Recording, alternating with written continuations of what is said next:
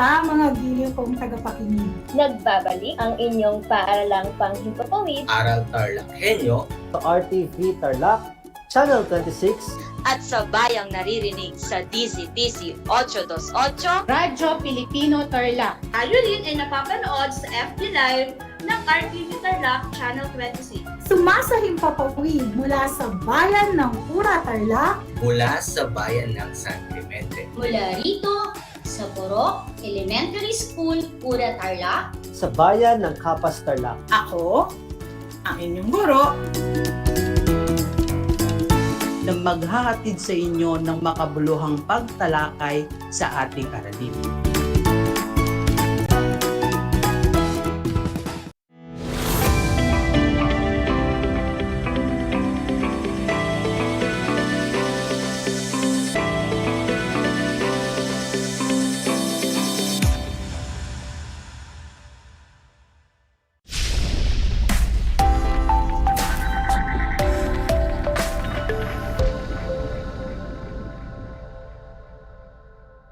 Welcome sa ating Project Shine. Aral TarlakHenyo ng SDO Tarlac Province na kasalukuyang napapanood dito sa RTV Tarlac Channel 26 at sa bayang napapakinggan sa 828 AM DZTC Radyo Pilipino Tarlac at napapanood sa Converge Channel 100. Magandang buhay, mabuting tao. Kumusta kayo mga giliw naming tagapakinig?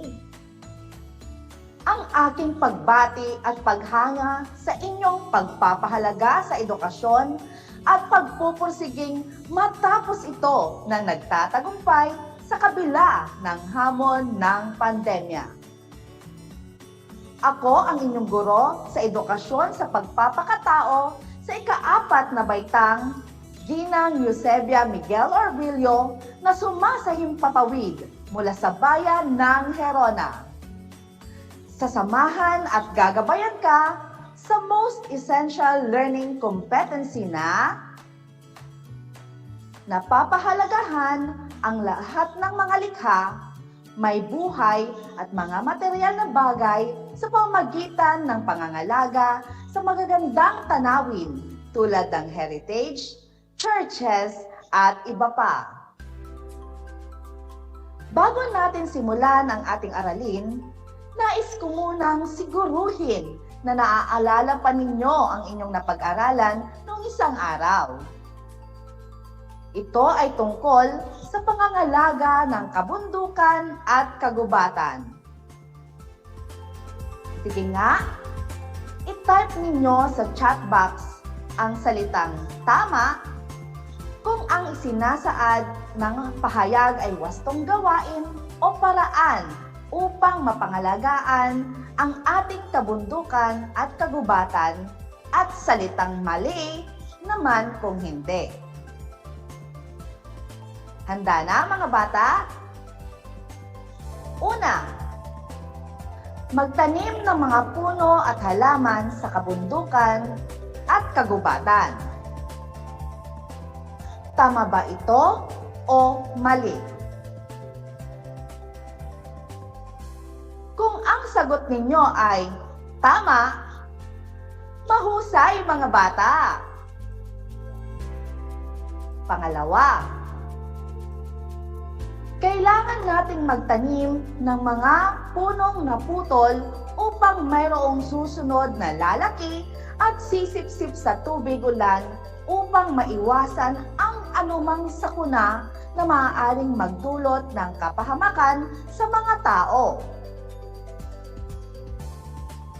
Ano ang inyong sagot? At ang tamang sagot ay tama! Kung ito rin ang inyong sagot, magaling kayo mga anak! Pangatlo, suportahan ang mga illegal loggers sa kanilang walang tigil na pagpuputol ng mga punong kahoy sa kagubatan upang gawing uling, mesa at silya. Kung ang sagot ninyo ay Mali! Tumpak kayo mga anak! Bilang isang mabuting mamamayan, dapat ihinto ang lahat ng mga iligal na mga gawain. Bagkus, tumulong tayo para mas mapalawak ang pangangalaga sa mga likha ng Diyos kagaya ng mga kabundukan at kagubatan. Pang-apat, pigilan ang pang-aabuso sa lupa. Deforestation, walang habas na pagkuha ng mga likas na yaman at paghuli ng mga hayop para ibenta. Kung tama ang inyong sagot, magaling kayo mga bata. Kailangan nating pigilan ang mga taong umaabuso sa kalikasan at humuhuli sa mga iba't ibang hayop, lalo na sa mga endangered animals. Natitiyak kong kayo ay handang-handa ng mga anak sa ating bagong aralin sa araw na ito. Maging alerto at listo sa anumang impormasyong magbibigay sa atin ng inspirasyon, pag-asa, at aral sa buhay na makatutulong sa pagiging mabuting tao. Kung kayo ay handa na, i-click ang like sign na siyang magbibigay sa akin ng hudyat upang ibigay sa inyo ang mga impormasyong isa sa isip, isa sa puso, at isa sa gawa ninyo upang kayo mismo ay magiging tagapangalaga ng mga magagandang tanawin tulad ng mga heritage o puok pamana sa ating bansa, churches o puok sambahan at iba pa. Mga bata, ang pag-aaralan natin ngayon ay tungkol sa mga magagandang lugar sa Pilipinas na kabilang sa UNESCO Historical Heritage at kung paano ito pahahalagahan at pangangalagaan. Ang UNESCO o United Nations Educational, Scientific and Cultural Organization ay isang ahensya ng mga nagkakaisang bansa na nangangalaga sa edukasyon, kalinangan at agham. Isa sa mga bagay na ginagawa ng UNESCO ay ang gumawa ng isang talaan ng lahat ng pinakamahalaga, natatangi, at nakapagbibigay pansin sa buong mundo. Tinatawag itong UNESCO World Heritage Sites o pandaigdig na pamana ng mga puok ng UNESCO. Ang mga ito ay hindi dapat guluhin o sirain ng mga tao, bagkus dapat pangalagaan at ingatan para sa mga tao sa hinaharap bilang isang pamana at alaala. Kung kaya't narito ang 10 mahalagang lugar na nakapaloob sa UNESCO. Una ay ang Tubataha Reef. Ito ay matatagpuan sa Dagat Sulu na malapit sa probinsya ng Palawan. Ito ay lubos na pinangangalagaan sapagkat ito ay likas na yaman ng ating bansa. Naitala din ito sa 7 Wonders of Nature kung saan nakatala ang mga lugar na may kamangha-manghang ganda. Diba? Ang ganda tignan nyo yung larawan. Pangalawa, San Agustin Church. Ito ay simbahang Romano-Katoliko sa ilalim ng orden ng San Agustin na matatagpuan sa loob ng Intramuros sa Maynila. Itinayo ito sa panahon ng mga Espanyol at idinisenyo ayon sa ilan sa mga Agostino, Mexico.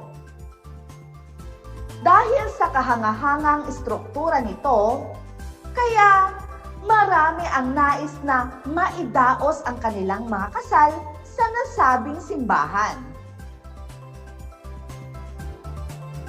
Pangatlo ay ang Mayon Volcano. Ito ay isang aktibong bulkan na matatagpuan sa lalawigan ng Albay. Sikat ito dahil sa perpektong hugis apa na nahulma sa pamamagitan ng mga pagkakapatong-patong ng daloy ng lahar at lava. Pang-apat, Malapascua Island. Matatagpuan ito sa Daan Bantayan, Cebu. Sikat ito dahil sa puting buhangin at malinis na tubig dagat kung saan ay makikita ang likas na angking ganda ng isla. Makikitaan din ito ng mga napakagandang coral gardens sa ilalim ng malinis na karagatan nito. Ang panglima ay Puerto Galera. Matatagpuan sa lalawigan ng Oriental Mindoro. Makikita rito ang mga magagandang tanawin at karagatan na dinadayo pa ng iba't ibang mga turista.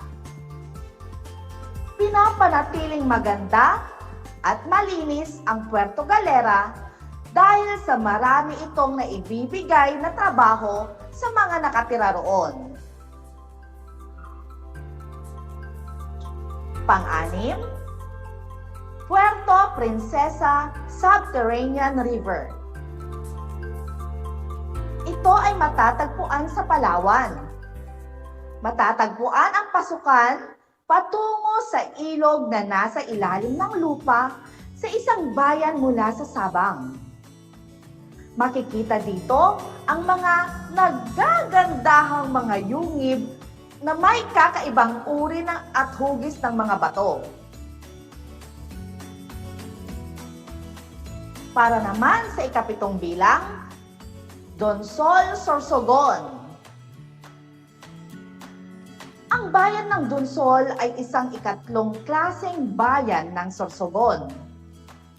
Tumanyag ang mga butanding sa Donsol, Sorsogon at dinarayo ngayon ito ng mga turista. Ang butanding ay tinaguri ang pinaka-malalaking isda sa Pilipinas. Kaya ngayon, ito ang nagsisilbing ikinabubuhay ng mga taga roon. Ang ikawalo naman ay ang Boracay Island. Ito ay isang tropikal na pulo sa Panay sa silangang bahagi ng Visayas.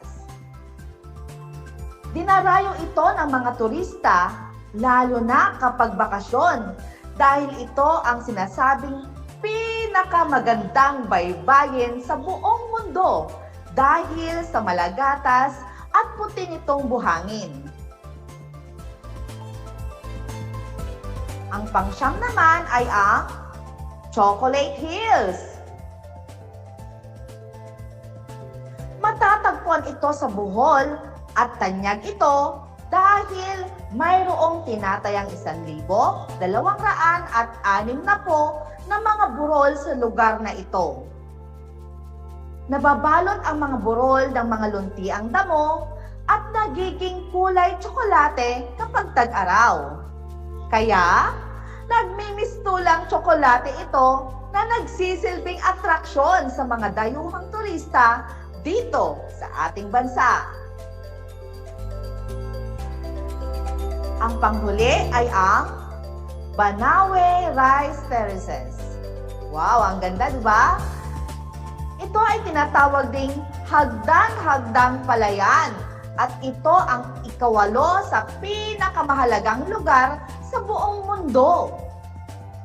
Ito ay nabuo gamit lamang ang mga kamay ng mga ninuno ng mga katutubong batad. Matatagpuan ito sa bulubundukin ng Ifugao, Apayao, at Benguet. Dinarayo ito dahil sa angking ganda nito, lalo na tuwing panahon ng pagtatanim. Nagiging kulay luntian ang lugar na ito. At bilang mga Pilipino, responsibilidad natin na alagaan ang mga heritage sites na sumasalamin sa mayamang kultura at kasaysayan ng ating bansa. Ang mga sumusunod ay ilan lamang sa mga paraan upang maipakita ang pagpapahalaga natin at pangangalaga natin sa mga ito. Una, iwasan ang pagkakalat sa mga lugar na nabanggit kung bibisita dito. Ulitin ko, iwasan ang pagkakalat sa mga lugar na nabanggit kung bibisita dito. Kasi dinatnan natin malinis at maayos, kaya't panatilihin nating malinis at maayos din. Pangalawa, huwag magsulat ng kung ano-ano na maaaring makasira sa magandang lugar na pinupuntahan. Pangalawa, ulitin ko, huwag magsulat ng kung ano-ano na maaaring makasira sa magandang lugar na pinupuntahan. Pangatlo, iwasan ang pagtatakbuhan at paglalaro sa mga lugar na nabanggit upang hindi makasira ng mga bagay mula dito. Tandaan, iwasan ang pagtatakbuhan at paglalaro sa mga lugar na nabanggit upang hindi makasira ng mga bagay mula rito. Pang-apat, sumunod sa mga panuntunan na dapat sundin habang nasa mga lugar na ito. Sumunod sa mga panuntunan na dapat sundin habang nasa mga lugar na ito. At ang panghuli, maaaring hangaan ang mga bagay na makikita, ngunit iwasan lamang na hawakan ang mga ito upang hindi masira. Walalahanin mga bata, maaaring hangaan ang mga bagay na makikita, ngunit iwasan lamang na hawakan ang mga ito upang hindi masira. Isang talakayan na naman ang malapit ng matapos. Ako ay masayang-masaya sa ipinakita ninyong aktibong pagkikibahagi sa ating aralin ngayong araw. Higit sa lahat, ang inyong pagmamahal sa edukasyon. Ipagpatuloy ninyo mga anak, ang kagandahang asal na ito hakbang tungo sa katuparan ng inyong mga pangarap sa hinaharap. Sa puntong ito, panahon na upang alamin kung kayo ay may natutunan mula sa ating aralin sa pamamagitan ng munting pagsusulit. Sa lahat ng nanonood sa FB Live, gamitin ang FB comment section para sa inyong mga kasagutan. Ihanda naman ang panulat at sagutang papel sa lahat ng mga nanonood sa telebisyon at nakikinig sa radyo. Handa na ba mga anak? Narito ang ating panuto. Makinig ng mabuti. Isulat o i-type ang iyong sagot sa comment section ang salitang tama kung ang pahayag ay nagpapakita ng pagpapahalaga at pangangalaga sa mga magagandang tanawin at mga pamanang puok sa ating bansa na nakapaloob sa talaan ng UNESCO. At Mali naman kung hindi. Uulitin ko ha. Makinig ng mabuti at isulat o i-type ang iyong sagot sa comment section. Ang salitang tama kung ang pahayag ay nagpapakita ng pagpapahalaga at pangangalaga sa mga magagandang tanawin at mga pamanang puok sa ating bansa na nakapaloob sa talaan ng UNESCO. At salitang mali naman kung hindi.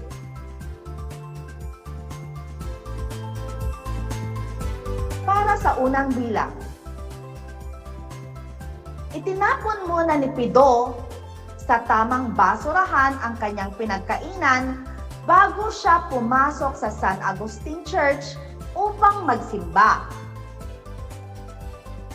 Tama ba o mali ang kanyang ginawa? Kung ang sagot ninyo ay tama, magaling kayo mga anak. Pangalawa, iniwan ni Budang ang bote ng soft drinks sa tabing dagat ng Boracay at hinayaan lamang niya na tangayin ito ng malalakas na alon. Tama ba o mali ang ginawa ni Budang?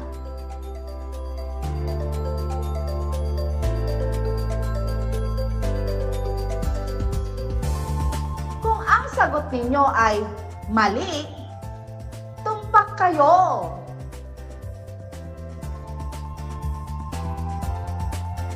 Pangatlo, nakita ni Lucas na palihim na nagtatapon ng gamit na langis ang mga tauhan ng barkong Zing na nakadaong sa Donsol, Sorsogon. At dahil dito, naaapektuhan na ang mga isda na nakatira sa dagat, kabilang na ang mga butanding, kung kaya't ipinagbigay alam niya ito sa kinauukulan.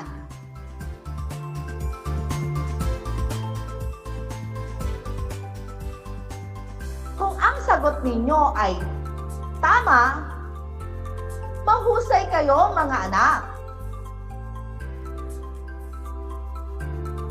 Pang-apat, pinapanatili ng lokal na pamahalaan ang kalinisan sa Puerto Princesa Subterranean River upang patuloy na maraming turista ang bibisita at masisilayan nila ang kagandahan ng nasabing lugar.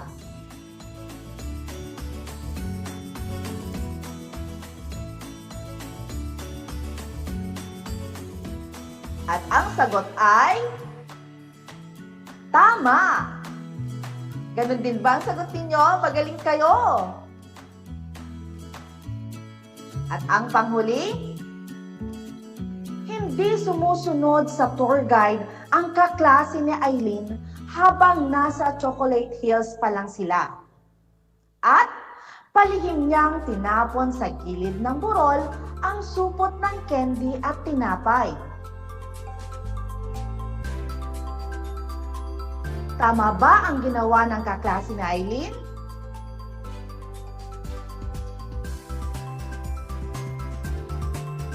Ang tamang sagot ay mali. Kung ito rin ang inyong sagot, tumpak kayo mga anak. Binabati ko kayong lahat mga anak. Natitiyak kong nakuha ninyong lahat ang mga tamang sagot sa ating pagsusulit. Tandaan, responsibilidad natin bilang mga Pilipino na alagaan at panatilihin ang kalinisan at kagandahan ng mga lugar na ating pinag-aralan. Dahil ang mga ito ay sumasalamin sa mayamang kultura at kagandahan ng ating likas na yaman. Mahalagang tandaan na ang tunay na pagmamalasakit sa mga likha ng Diyos Tulad halimbawa ng magagandang tanawin ng isang lalawigan ay nagpapakita lamang na tayo mismo ay nagpapahalaga sa mga bagay na ito. Ipagpatuloy lang natin mga bata ang pagtulong sa mga programa ng ating pamahalaan na kung saan makakatulong tayo upang mapaganda, maisaayos, at mapanatiling malinis ang mga puok na aking nabanggit kanina. Mula sa akin, tanggapin ninyo ang mga salitang magaling at mahusay mabuting tao. Mga bata, ako ay naghanda ng mga gawain at refleksyon sa inyong learning activity sheets. Inaasahan ko na ito ay inyong sasagutan ng buong sigasig at sa abot ng inyong makakaya. Sakali man na kailanganin nyo ang patnubay ng inyong kapamilya at guro, huwag kayong mag-atubiling sila ay tawagan upang kayo ay magabayan ng tama. At dito na nagtatapos ang ating talakayan. Panalangin ko na anumang konsepto, higit lalo ang mga aral sa buhay na inyong natutunan ay inyong maisa sa buhay sa araw-araw. Muli, ako ang inyong guro sa edukasyon sa pagpapakatao, Baitang 4, Ginang Eusebia Miguel Orvillo, na nagpapaalala na piliing maging mabuting tao sa lahat ng panahon at pagkakataon. Pagpalain kayo ng ating Panginoon hanggang sa muli!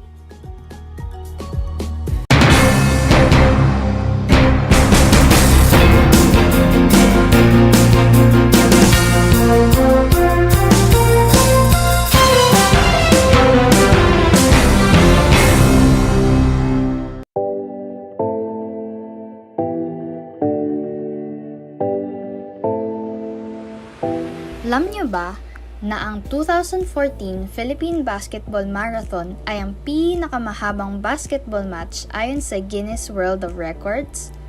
Ang laro ay naganap mula March 24 hanggang March 29, 2014 sa Meralco Gym sa Pasig at tumagal ng 120 hours. Ang marathon na ito ay isang fundraising event para sa mga biktima ng bagyong Yolanda. Alam niyo na, yan ang longest basketball match.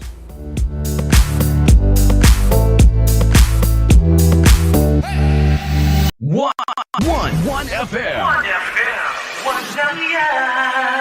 This is your one. My only one! One lang yan! The only one. One FM.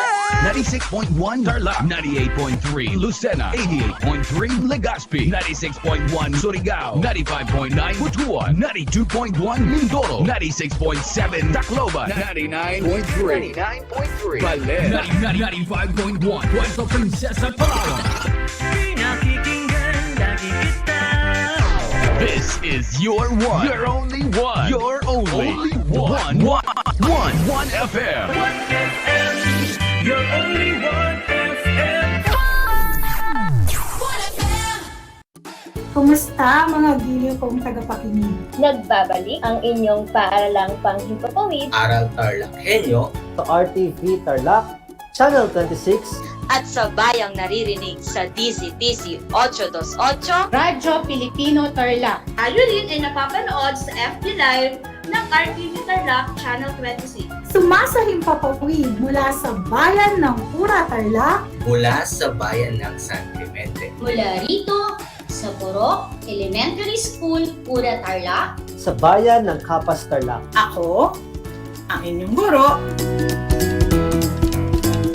na maghahatid sa inyo ng makabuluhang pagtalakay sa ating aralin.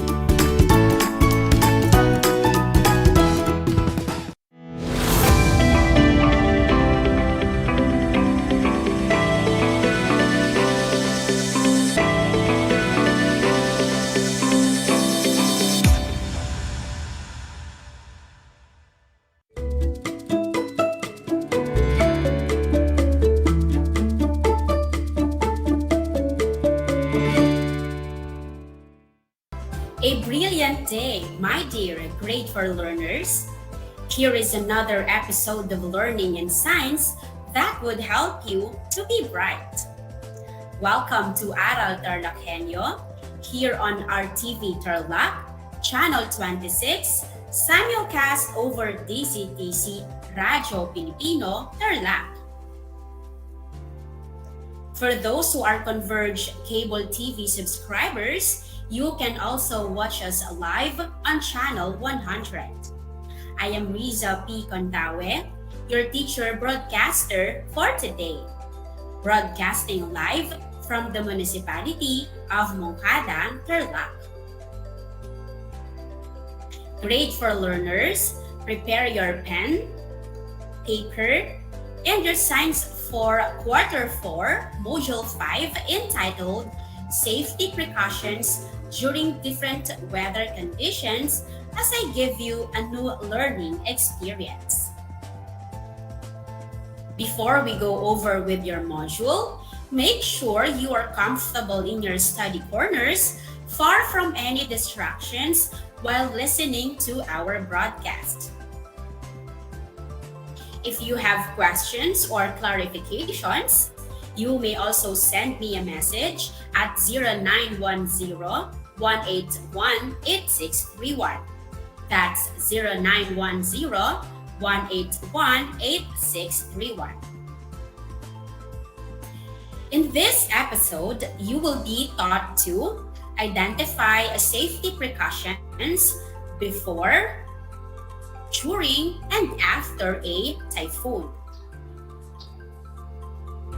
But before we get to our main topic, let us first have a review of our previous lesson. Let me read to you the directions. Draw a happy face if the statement is correct, and sad face if it is not. You can write your answers on your science notebook or on your answer sheets provided by your teacher. And for those who are watching via Facebook Live, you may share your answer in the comment section. You have 5 seconds to answer each item. Are you ready, grade 4 learners? Then let's get started. For number 1, it is not good to burn dried leaves on windy day. Again, it is not good to burn dried leaves on windy day. Is it a happy face or a sad face? Your 5-second timer starts now.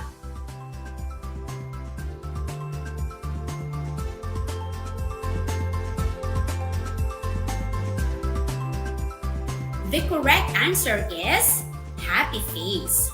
Burning dried leaves on windy day is not good, for it may cause fire. Now let us have item number 2. On a stormy day, it is better to play in the rain. Again, on a stormy day, it is better to play in the rain. Is the statement correct or not? Your 5-second timer starts now.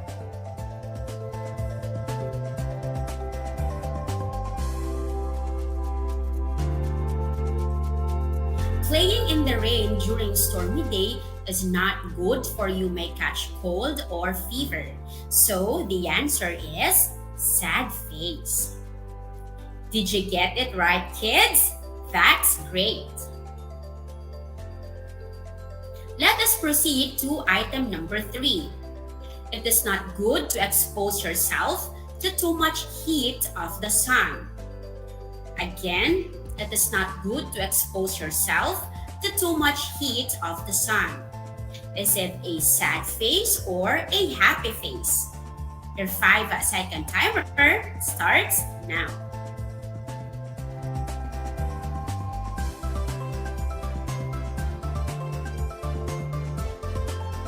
The answer is happy face. Exposing yourself to too much heat from the sun is dangerous. Item number 4. During sunny days, we should wear thin clothes to feel comfortable. Again, during sunny days, we should wear thin clothes to feel comfortable. Is the statement correct or not? Your 5-second timer starts now.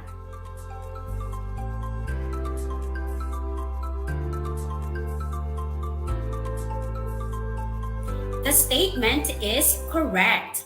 We should be wearing thin and breathable clothes during sunny days. The answer should be a happy face.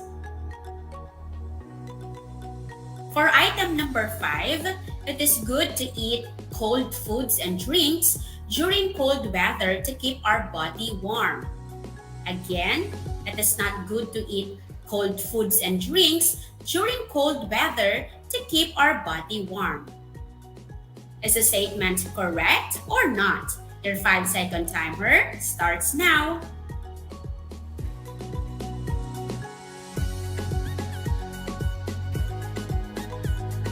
If your answer is sad face, then you are correct. During cold weather like rainy days, it is better to eat foods that can warm our body. Did you get a perfect score? If yes, congratulations, kids! You have already learned about the concepts of safety precautionary measures during different weathers. This morning, join me for another enjoyable learning experience as we continue to discuss safety precautions during different weather conditions. Young scientists, let's get started. At this point, let us find out what you already know about our lesson for today. Let us study the following statement and try to identify if the following safety precautions being described refers to preparations to be done during, before, or after a typhoon. Write your answers in your science notebook. For those who are watching via Facebook Live, you may share your answer in the comment section. For item number 1, listen to weather forecasts. Tune in to radio set and television or read the newspaper. Is the safety precaution being described refers to preparations before, during, or after a typhoon? You are right, grade 4 learners. This safety precaution refers to preparation before the typhoon. For statement number 2, cover your glass windows and appliances with cloth to avoid splinters when they break. Again, cover your glass windows and appliances with cloth to avoid splinters when they break. What preparation is being described? Good guess, kids! This preparation is being done during a typhoon. Doing this safety precaution during a typhoon will keep you safe being hit by splinters. How about statement number 3? If you see signs of water rising, better turn off the main sources of electricity. Again, if you see signs of water rising, better turn off the main sources of electricity. When does this safety precaution being done? If your answer is during a typhoon, then you are correct. Turning off the main source of electricity will keep you safe from possible electrical injuries. Let us move on to the next statement. Store adequate supply of ready-to-eat food, clean water, and clothing. Again, store adequate supply of ready-to-eat food, clean water, and clothing. What preparation is being described? If you answered before a typhoon, then you are again correct. It is always good to be prepared and ready by having enough supplies before a typhoon. For the last statement, repair all damages in the house. Again, repair all damages in the house. Is the safety precaution being described refers to preparations before, during, or after a typhoon? If your answer is after a typhoon, then you are again correct.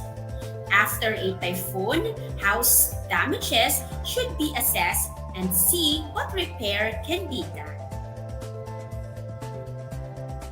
You are brilliant, my dear scientists. As I have said, today's episode, we will be discussing the different safety precautions that is being done before, during, and after a typhoon. Now, to further enrich your knowledge about the concepts, let us study the different safety precautions that is being done before a typhoon. First is listen to weather updates and advisories. Being updated and informed about weather advisories is important for us to be prepared whenever a typhoon might hit our area. Also, weather warnings are important forecasts because they are used to protect life and property. Of is check your house's condition and make necessary repairs. Repairing parts of the house that might get destroyed is necessary to avoid possible accidents during a typhoon. Make sure also to check beforehand that there are no fragile items or spots around your house and secure any objects that may be blown off. Another safety precaution to be done before a typhoon is prepare a survival kit, which includes emergency items such as canned goods, biscuits, water, and first aid kits.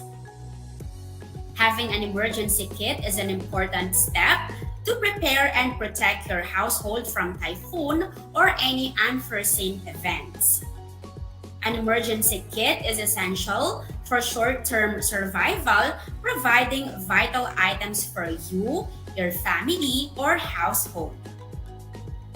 It is also a good idea to always keep your kit in a handy place known to everyone in the household.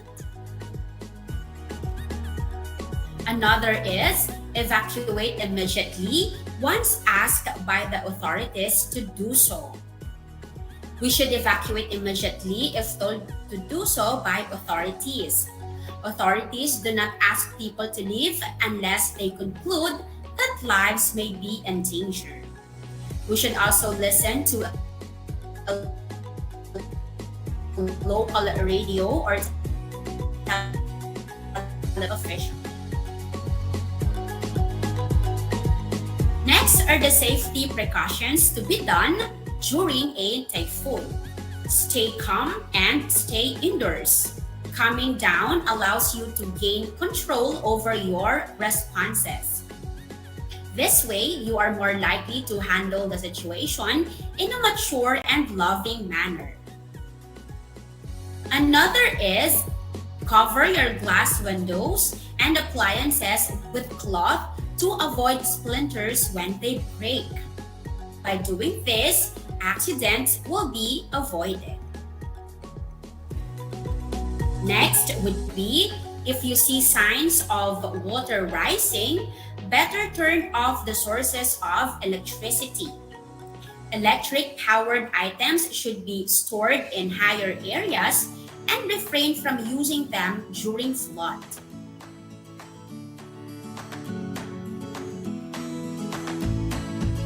Areas. During a typhoon, we should get out of low areas that may be subject to flooding. Let us also avoid already flooded areas and do not attempt to cross flowing water. Also, Follow the advice of local authorities. In times of typhoons and different calamities, it is best to follow the directions of the local authorities for our safety. Now let us discuss the safety precautions that are being done after a typhoon. First is watch out for live wires. Watching out for live wires is important since touching one without any gloves may result in injury or death. Next is repair all damages in the house. After the storm, assess the damages in the house and find out what parts of the house needs repair. Another is clean up and dispose things that may be breeding places of mosquitoes. Mosquitoes breed by laying eggs in stagnant water. Storm, empty, drain, or cover all surfaces that hold standing water. Young scientists doing safety precautions before, during, and after a typhoon is very important. Being prepared can save lives, reduce fear, anxiety, and losses that a typhoon may cause. Now let us see if you really understood what we discussed for today.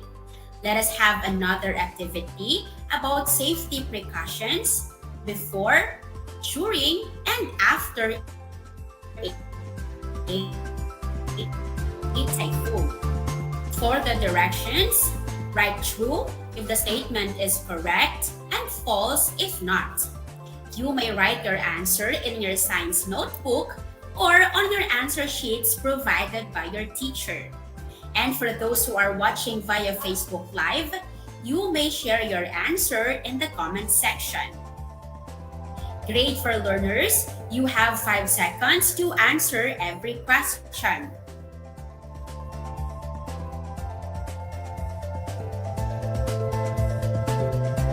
If you are ready, then let us start with item 1. After the typhoon, repair all damages in the house. I repeat, after the typhoon, repair all damages in the house. Is it true or false? Your 5-second timer starts now.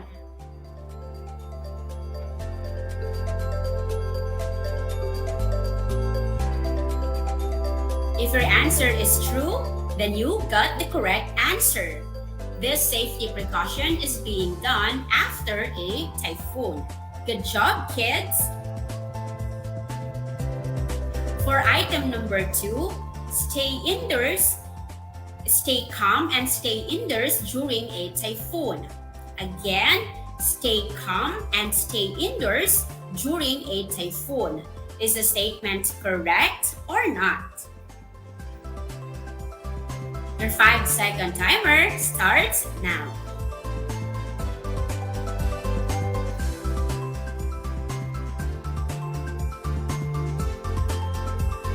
Learners, the answer is true.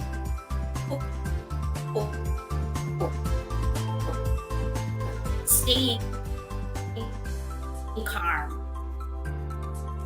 Store adequate supply of ready-to-eat food, clean water, and clothing after a typhoon. I repeat, store adequate supply of ready-to-eat food, clean water, and clothing after a typhoon. Your 5-second timer starts now.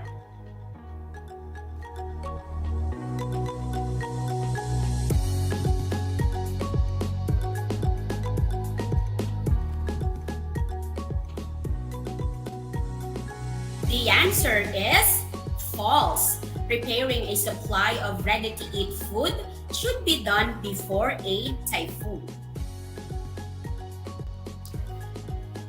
Let us go now to the next item.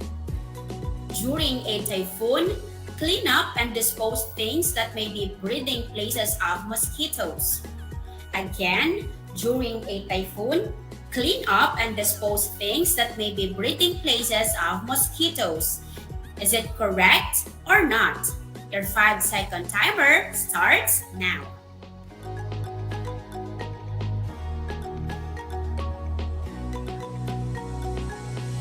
Your time is up. The answer is false. This safety precaution should be done after a typhoon.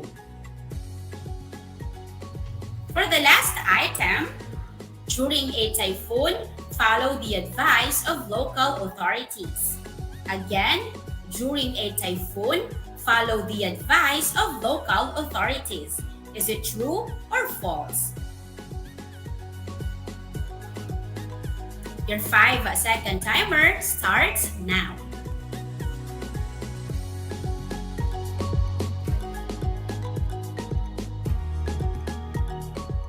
Time is up. The correct answer is true. During a typhoon, following local authorities' orders and instructions is advised. I hope you got the perfect score, my dear grade 4 learners. If not, you can always go back and review our lesson, and please remember the correct concept this time. Now it is time to wrap up everything that you have learned. For today's lesson, always remember, being prepared before, during, and after a typhoon or any other disaster can reduce fear, anxiety, and losses and can save lives. Communities, families, and individuals should know what to do in the event of a strong typhoon and where to seek shelter during a powerful storm. We should be ready to evacuate our homes and take refuge in public shelters and know how to care for our basic medical needs. I hope you have learned something about our topic for today, and I also hope that you will always be ready in times of bad weather conditions, strong typhoons, or any other forms of disaster by doing the safety precautions that we discussed. Now let me leave you some work to do at home. Please answer Activity A under What I Learned found on page 13 of your module. Let me read to you the direction. Complete the graphic organizer from your module by writing the safety precautions to be done before, during, and after the typhoons. Do it on your science notebook. Keep on moving, my grade 4 learners. You all did a great job today. And that's all for today, young scientists. I hope you had fun in learning Science 4 where your curiosity and imagination unfolds. If you have questions or clarifications, you may also send me a message at 0910-181-8631.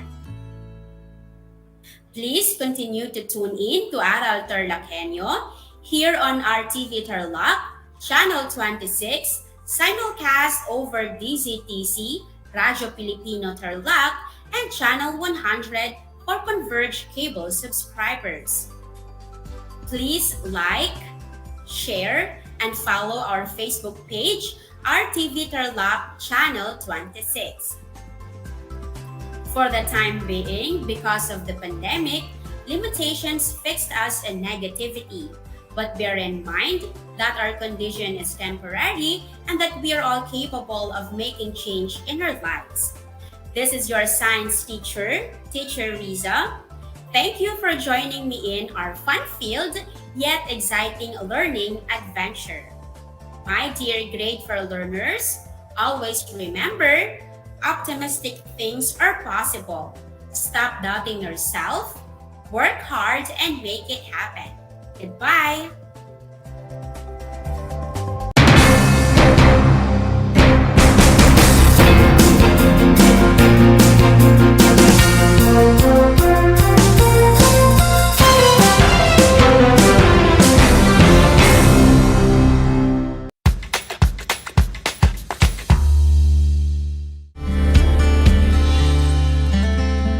Alam niyo niyo ba na ang Pilipinas ay mayroong 7,641 islands? Mula sa bilang na 7,107 islands, nadagdagan ito ng 534 na isla noong 2017. Tanging 2,000 lamang sa mga islang ito ang natitirhan. Alam niyo na! Yan ang mga isla sa Pilipinas.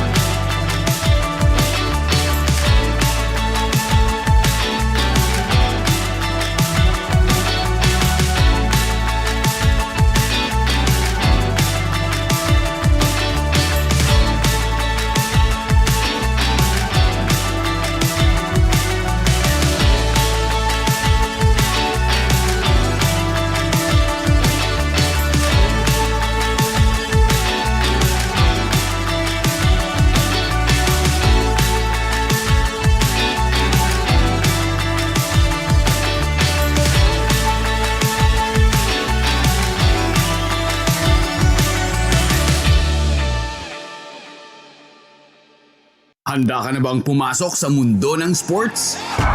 Kung ready ka na, welcome sa headquarters ng Usapang Sports, Sports Minded. Saksihan ang inspiring, unfiltered moments kasama ang mga paborito mong athletes and sports legends at ang mga secrets to win mula mismo sa mga bigating coaches. Sports Minded. Uplifting stories. Breathtaking adventures. And real-life conversations on and off the court. This is your exclusive access to the celebrities of sports. Sports Minded. Sports Minded. Sports Minded. Sabado, alas 11 ng umaga sa Radyo Pilipino at alas 12 ng tanghali sa 1FM. Mapapanood rin sa Radyo Pilipino at 1FM Facebook pages. Sports Minded. Sports Minded. Sports Minded. Bahagi mo Radyo Pilipino saan mang bahagi ng Pilipinas, saan mang bahagi ng mundo, ano mang uri ng pamumuhay. Ito ang kabahagi mo Radyo Pilipino, napapakinggan on air and online sa buong mundo sa pamamagitan ng www.radiopilipino.com. Impormasyong may kalidad at serbisyong may halaga. Kasama katuwang Kapinoy. Kabahagi mo Radyo Pilipino. Radyo Pilipino. How are you today? Hello, everyone. Hello, learners of Tarlac. Good morning, Math Talino Grade 4 learners! Welcome to Aral TarlakHenyo Here on RTV Tarlac Channel 26. Simulcast over DCTC. Radyo Pilipino Tarlac. I'm Sir Glenn, your teacher broadcaster. Broadcasting live here at Paniki Tarlac. Remotely here in Concepcion Tarlac. Live here at Barangay Pedro Elquines, Mayantok, Tarlac. Broadcasting live from Ramos National High School. Your anchor teacher today for grade 9 mathematics. Your partner in education this time of pandemic. Multiply 1089 by 9. You will get an answer, the exact reverse, which is 9,801. My name is JRP Duldulao, your teacher broadcaster on Aral TarlakHenyo. For more math trivia and answers to your math questions, catch Aral TarlakHenyo every Monday to Friday from 8:30 a.m. to 5:30 p.m. Learning math is so much fun!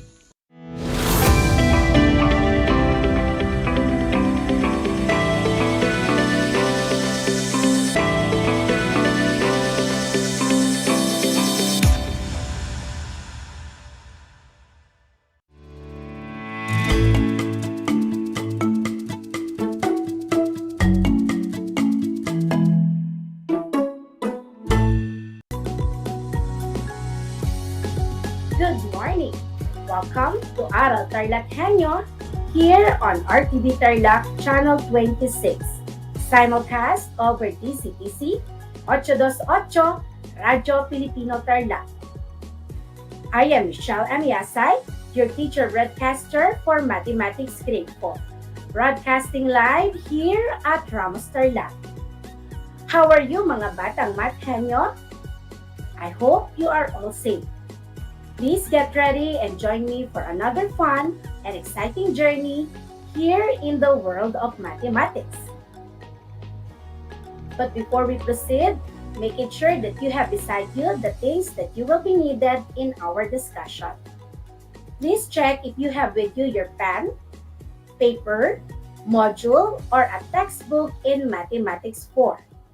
If you don't have it yet, I will give you 5 seconds to get those things. Hurry up!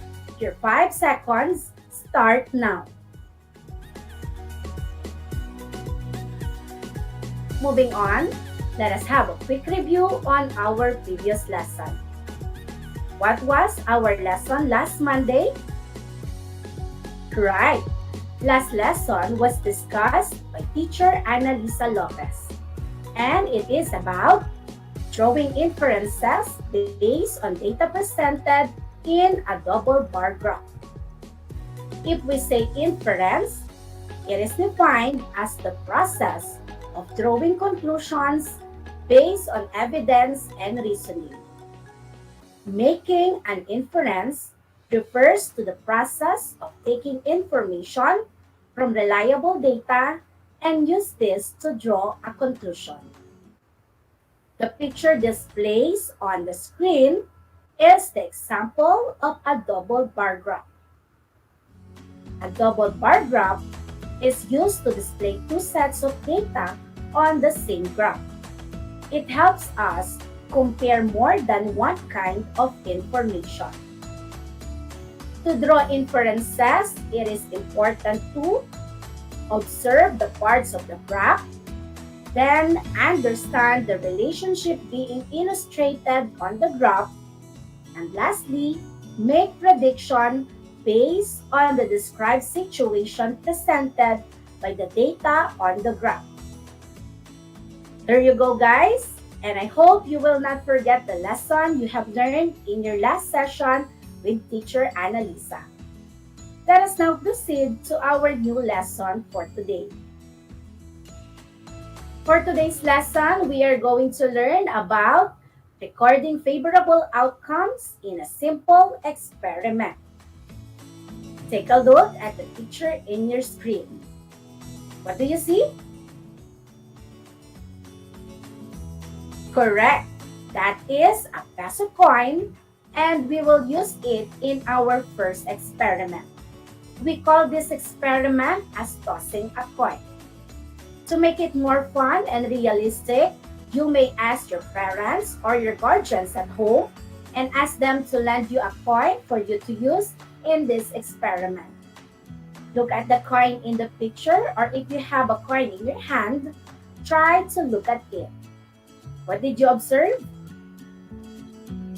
Yes, there are two faces of a coin, the head and the tail. Now, the question is, what is the probability that the coin will land with head up? Did you know that the probability will help us to find out the answer to this question? If we say probability, it is the chance or likelihood that an event will happen. And it is the ratio of the number of ways an event can occur to the number of total possible outcomes. Or, use the formula probability equals number of outcomes of an event over total number of possible outcomes. If we toss the coin in our hand, which of the two faces of the coin show up? Yes, you may get a different result. Some might be head up or some might be tail up. When a coin is tossed, there are two possible outcomes. It is the head or the tail. Because the coin can land either with head up or tail up. This means that the total number of possible outcomes in tossing a coin is 2 while the chance of getting the head is only 1. Therefore, the probability of getting the head in tossing a coin once is 1 out of 2 or 1/2. It is the same on the probability of the coin that land will tail up, which also 1 out of 2 or 1/2. There are even or equal chances for these two events to happen. There is a 50% chance of getting a head in tossing a coin, and there is also a 50% chance of getting a tail in the given situation. These are also called equally likely events. To better understand the lesson, let's now try another experiment. In this experiment, we will use a die. Die is a singular form of dice, and let's call this experiment rolling a die. In this experiment, the die that we are going to use is a die where numbers of dots written in each face represents the numbers 1, 2, 3, 4, 5, and 6. Using a simple probability experiment, let us try to answer the problem presented on the screen. The problem is, Adong and Andrix will play Scrabble. In order to know who will play first, they will roll a die with 6 faces. Whoever rolls the higher number will play first. What is the probability that a number 6 will appear when a die is rolled? How many faces of the die has 6 dots? Yes, it has only 1. How many faces does a die have? Correct. There are 6 faces of dots in a die.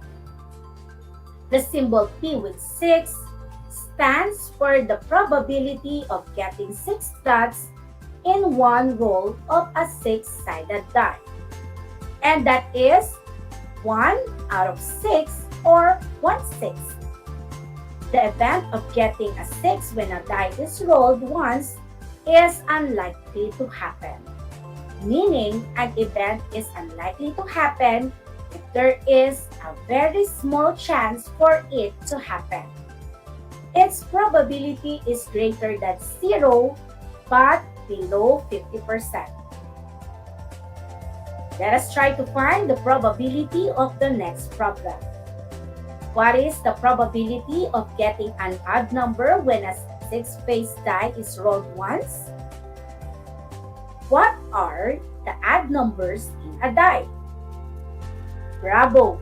The odd numbers are 1, 3, 5, and how many faces does a die have?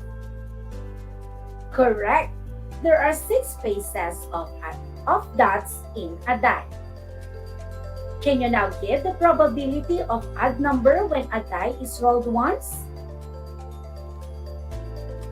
Very good. The probability of getting an odd number when a 6-faced die is rolled once is 3 out of 6 or 1/2 if we simplify the answer. It means that there is 50% of chance to get odd number, and same with the chances of getting the even number. These are equally likely events if event has even chance or it has 50% probability to happen. Alright, let us try the third example. What is the probability that a 7 dots will appear when a die is rolled? How many faces of the die has 7 dots? Correct. There is no 7 dots in the faces of the die. Then, what is the probability that a 7 dots will appear when a die is rolled? Very good. The answer is 0 out of 6 or 0/6. This is an impossible event because there is no face with 7 dots. It has a 0 probability and so it will never happen. This time, let us make it more exciting and a little challenging. Have you been experienced playing a basketball? Take a look at the picture. This is Andre and he is playing a basketball. Suppose that Andre attempts to make 10 free throws in a basketball game. What is the experimental probability of successful free throws that Andre will make? We will record the result of Andre's attempts for every free throw that he will do. For every successful free throw that he will make, we'll mark as 1, and for every missed throw, we mark it as 0. After this experiment, we will try to answer the question on the problem.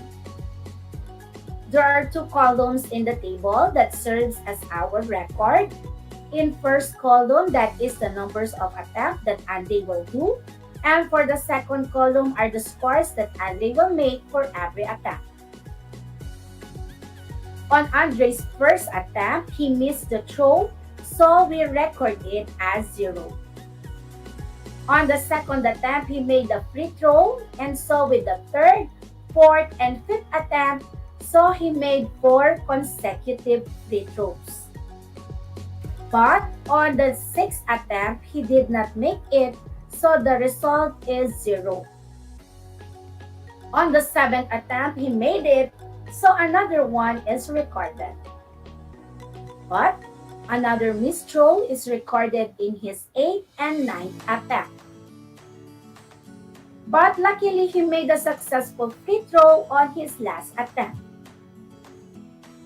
Based on the results that we have, how many successful free throws that Andre made? Yes, the number of successful free throws that Andre made is 6 out of 10 attempted free throws. The probability of successful free throws is 6/10, or to simplify the answer, it will be 3/5 or 3/5. In this experiment, we are looking for the probability of successful free throw, which is 6 over the total number of attempted throws, which is 10. That is how we get the probability of successful free throws, which is 6/10 or 3/5. What about the probability of missed free throws? Very good. The answer is 4/10. It is because there are 4 missed throws out of 10 attempted throws. And to simplify the answer, 4/10 is equal to 2/5 or 2/5. Remember, children, that by doing simple probability, we can determine the number of times an event may occur, use a table, and record the outcome of probability of experiment. What do you think is the good benefits of playing basketball? Yes, you are correct. Playing basketball will make our body healthy and strong. Same with other sports or physical activities such as volleyball, biking, walking, running, and many more. These activities are helpful to make us physically and mentally healthy, and of course, with the help of healthy eating habits. Alright, now you know about a simple probability, and I guess this time, you are now ready for our first activity. The direction says, write the correct answer on the space provided. I will give you 5 seconds to answer each problem. Are you ready? Alright, here we go. For problem number 1, from a class of 25 boys and 25 girls, what is the probability that a girl is chosen as the president of the math club? The choices are A, 0, B, 1 over 9, C, 1/2, or D, 3/4. Your 5 seconds start now.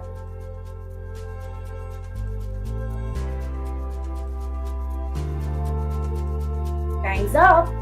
The answer is letter C, 1/2.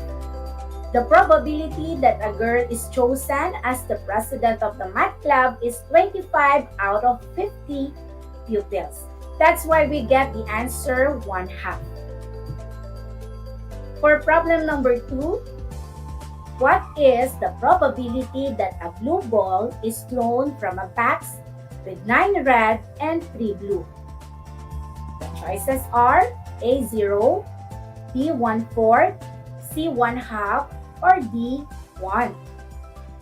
Your time starts now.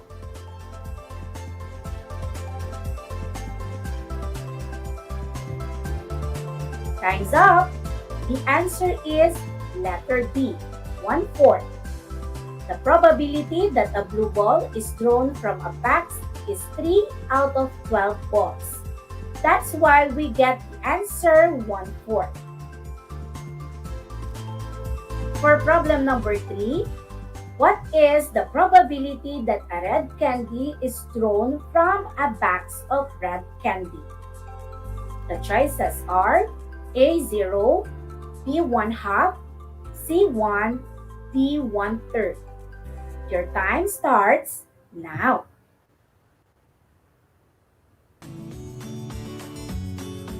Time's up. The answer is letter C, 1. The probability that a red candy is thrown from a box of red candy is 1. That is certain or sure to happen because the candies in the box are all red.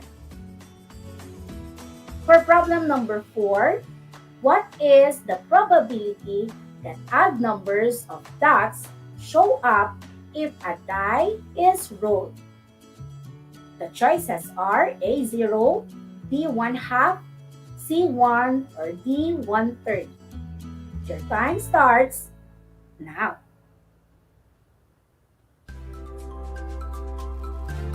Time's up. The answer is letter B, 1/2. The probability that odd numbers of dots show up if a die is rolled is 3 out of 6, and to simplify this, the answer is 1/2. For problem number 5, from tossing a coin, what is the probability of a tail shows up? The choices are A, 1, B, 1/2, C, 1/3, or D, 1/4. Your 5 seconds start now.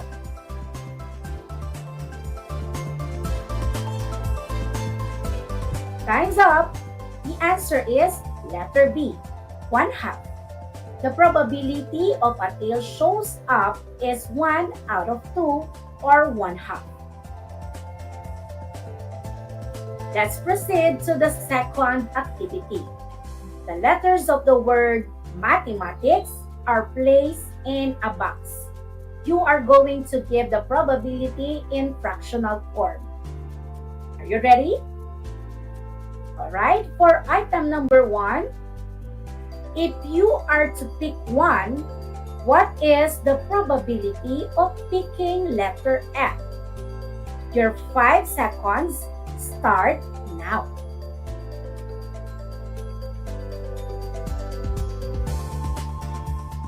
If your answer is 2 over 11, you are correct.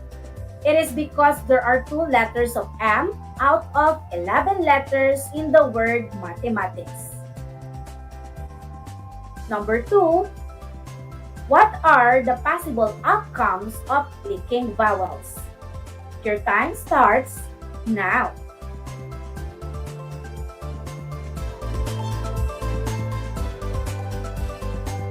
What is your answer? Very good. The answer is 4 over 11. There are 4 vowels out of 11 letters in the word mathematics. The vowels in the box are A, E, A, and I. For item number 3, what is the probability of picking consonants? Your time starts now.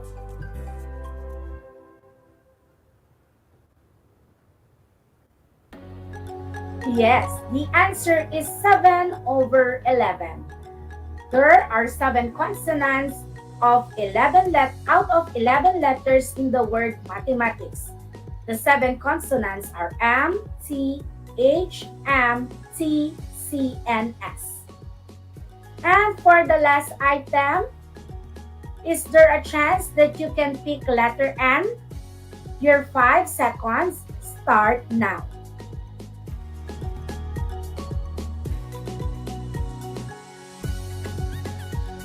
Excellent!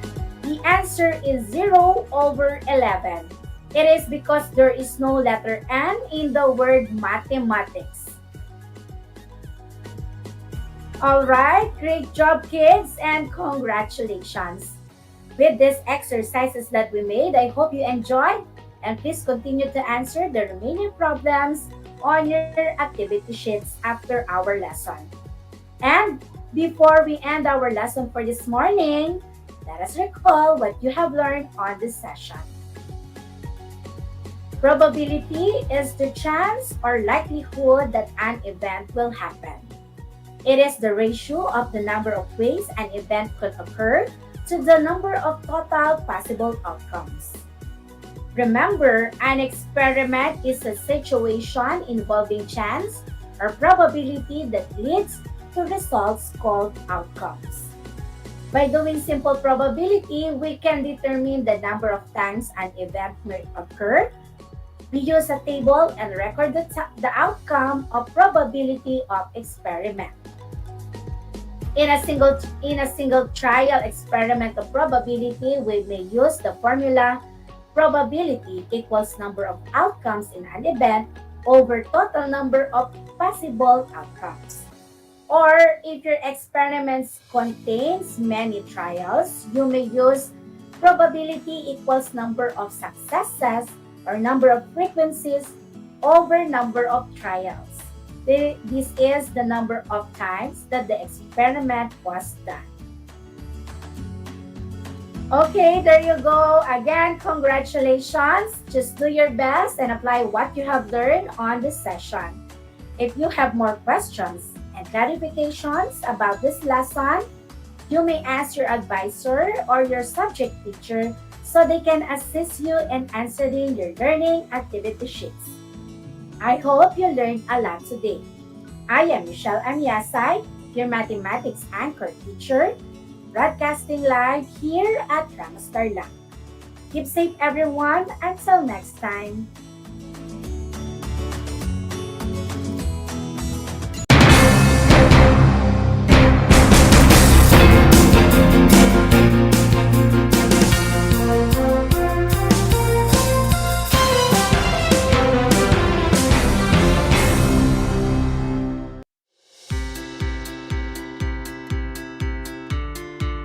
Upang matugunan ang mga kinakaharap na pagsubok ng mga guro at mag-aaral sa gitna ng kasalukuyang pandemya, nagsanib tulong sina Congressman Charlie Cojuangco ng unang distrito ng Tarlac, DEPED Region 3 Regional Director Dr. May B. Eclar at Tarlac Schools Division Superintendent Dr. Ronaldo Pozon para sa isang napapanahong proyekto na tinaguriang Project Shine, Aral TarlakHenyo.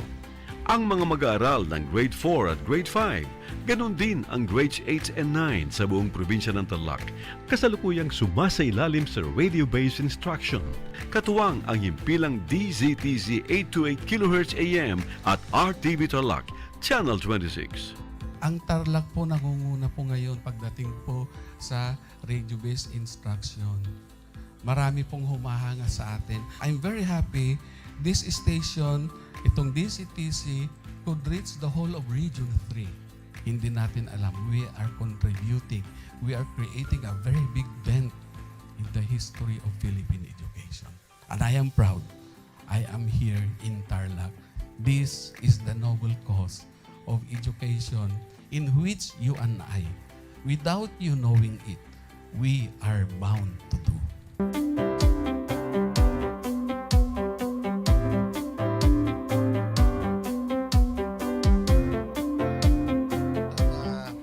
Project natin na Project Shine is a natural consequence dahil sa nangyari sa buong mundo. Let's continue to work together. I think it's very Filipino to practice bayanihan in anything or most of the things that we do. And this is a manifestation of that. No? We have private sector, we have DEPED, we have local government, all working together. And I hope the parents of some of these children, especially the parents that did not graduate from school or hindi nakapag-aral nung sila ay bata, sana naman gamitin na nila itong opportunity na mag-schooling na rin sila kasama ng mga anak nila para mag-bonding pati ang mga magulang sa mga bata. I look at this as doing God's work. Diba? So if you do God's work, it feels right. It's righteous. It's for good, not for evil. Good morning and happy learning, grade 4. Welcome to Aral TarlakHenyo here on RTV Tarlac, channel 26. Simulcast over DZTZ 828. Radio Filipino Tarlac. I am teacher Mercy Pacheco Bognot. This is Alistair Aidatu. I am Marie Josephine B. Andrade. I am teacher Princess Marie M. Dueñas, and I will be your teacher broadcaster for today.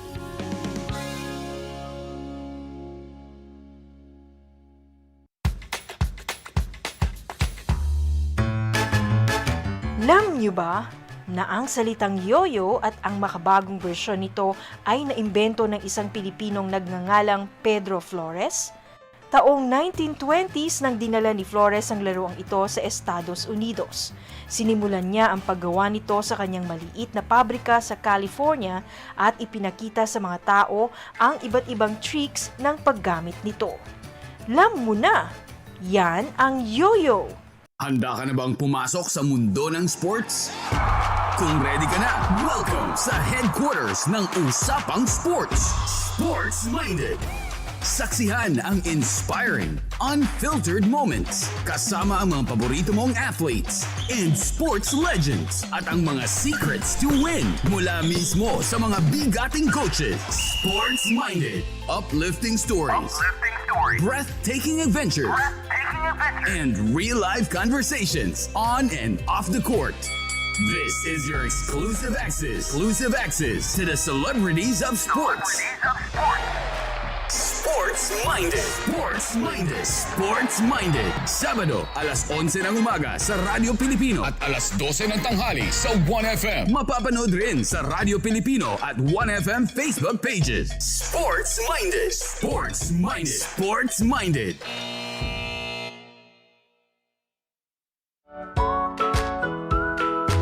How are you today? Hello, everyone. Hello, learners of Tarlac. Good morning, Math Talino grade 4 learners. Welcome to Aral TarlakHenyo Here on RTV Tarlac channel 26. Simulcast over DCTC. Radio Filipino Tarlac.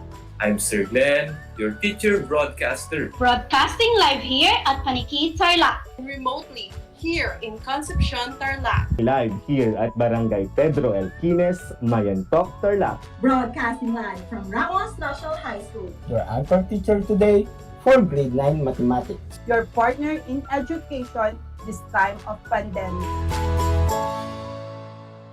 Ang Tagalog ay ang wika ng mga taga-Quezon, Batangas, Bulacan at ng iba pang katutubong nagsasalita nito. Ang Filipino ay ang pambansang wika batay sa tinadhana ng 1987 Constitution. Tara na at matuto ng salitang Filipino. Manood at makinig ng Aral TarlakHenyo sa RTV Tarlac, Channel 26 at sa bayang naririnig sa Radyo Pilipino, DZTZ 828 at napapanood din live sa FB page at YouTube channel ng RTV Tarlac, Channel 26. Manood at matuto ng ating mga aralin sa Filipino. Dito lang yan sa Aral TarlakHenyo. Ako si Ma'am Crystal May Aquino, ang inyong teacher broadcaster sa Filipino.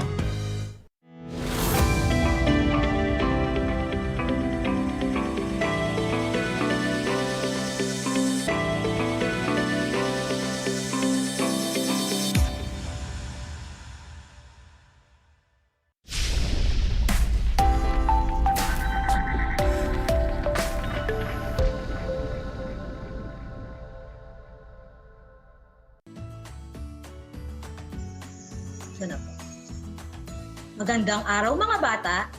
Kumusta na kayo? Lalong-lalo na sa mga mag-aaral ng ika-4 na baitang na nanonood at nakikinig sa atin sa araw na ito. Samahan ninyo ako sa isang masayang pag-aaral. Sumasa inyo ang Aral TarlakHenyo mula sa RTV Tarlac, Channel 26 at sa bayang naririnig sa DZTZ 828, Radyo Pilipino Tarlac. Ako po, si Jaline B. Dalida, ang inyong teacher broadcaster para sa asignaturang Filipino, ika-4 na baitang. Mga bata, handa na ba kayo sa ating bagong aralin? Pero bago iyon, kailangang ihanda muna natin ang ating mga learners module. Activity sheet, ang inyong papel, pansulat, at pangkulay. Handa na ba ang mga ito? Mabuti naman kung ganun. Siguraduhin nasa komportableng lugar kayo at maayos na naririnig ang ating broadcast. Kumusta na kayo? Kumain na ba kayo? Mabuti naman kung ganun, nang maging alerto at makapagbahagi sa ating talakayan.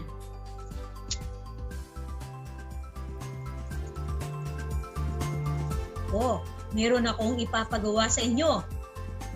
Alam kong mag-i-enjoy kayo sa ating gagawin. Ihanda ang malinis na papel, lapis, at Crayola. At sundin ninyo ang sasabihin ko. Handa na ba kayo? Kung handa na, bibilang tayo hanggang 3. At isigaw ninyo ang hashtag abakada. Ako, Bibo, kasi dapat. 1, 2, 3. Ako, Bibo, kasi dapat. Magaling! Tara, gawin na natin. Ito ang inyong gagawin. Una, kunin ninyo ang inyong malinis na papel. 2, gumuhit ng isang malaking puso sa gitna ng inyong papel. Isulat sa loob ng puso ang pangungusap na, "Mahal ko ang aking paaralan." At panghuli, kulayan ito ng pula. Mga bata, bibigyan ko kayo ng 1 minuto pa upang matapos ninyo ang gawain. Uulitin ko ulit ang mga panuto.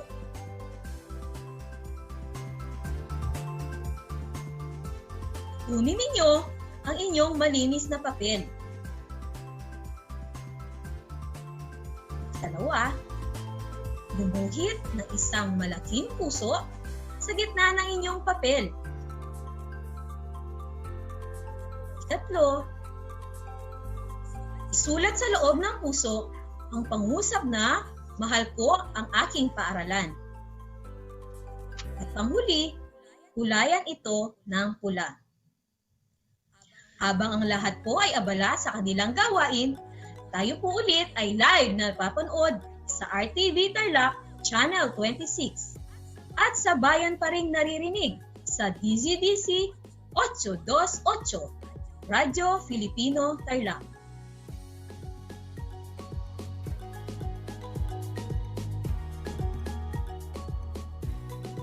O ayan, tapos na sila. Alam kong marami sa inyo ang nakagawa nito.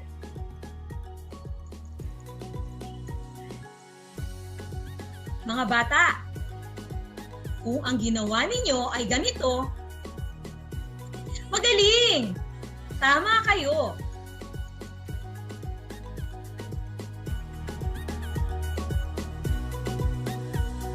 O yung iba, kumusta ang inyong ginawa? Ikaw ba ay nakasunod sa ibinigay na panuto? May mga pagkakataon bang ikaw ay naguluhan? Huwag kang mag-alala. Sapagkat sa araling ito ay iyong tutuklasin, susubukin, at pagyayamanin ang isang kasanayan na alam kong lubos mong kasasabikan at kagigiliwan. Halika, palawakin pa natin ang ating kaalaman at galing sa pagsunod sa mga nakasulat na panuto. Simulan na natin ang ating aralin. Pagsunod sa panuto.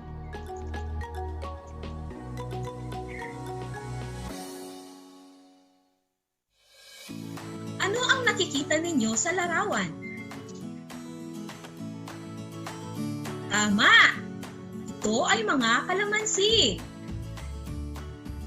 Alam nyo ba na ang kalamansi ay isa sa mga sikat na prutas sa Pilipinas na madalas ay pinipiga na inilalagay sa lutuin ng mga Pilipino. Maliban dito, ito ay pangunahing sangkap sa paggawa ng kalamansi juice na itinuturing na isa sa mga pinakamasustansyang inumin sa buong mundo. Halika, subukin nating gumawa ng juice mula sa kalamansi. Mabuti ito sa ating katawan, lalo na sa panahon ngayon ng pandemya. Pero, paano ba ang paggawa ng kalamansi juice? Ibahagi nga ninyo mga bata kung paano ang paggawa ng kalamansi juice. Pwede kayong mag-message sa ating FB Live o mag-text. Antayin ko ang inyong sagot. Bibigyan ko kayo ng 2 minuto para i-type ang inyong mga sagot sa chat box o i-text ang inyong sagot sa 0943-431-7515.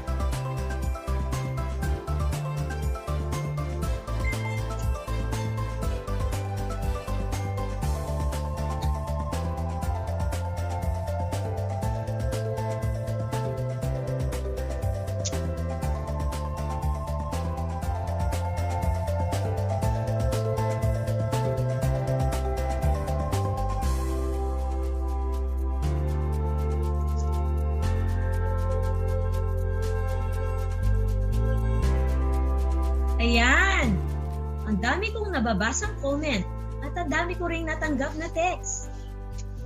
May nabasa ako dito, galing kay Sian Flores.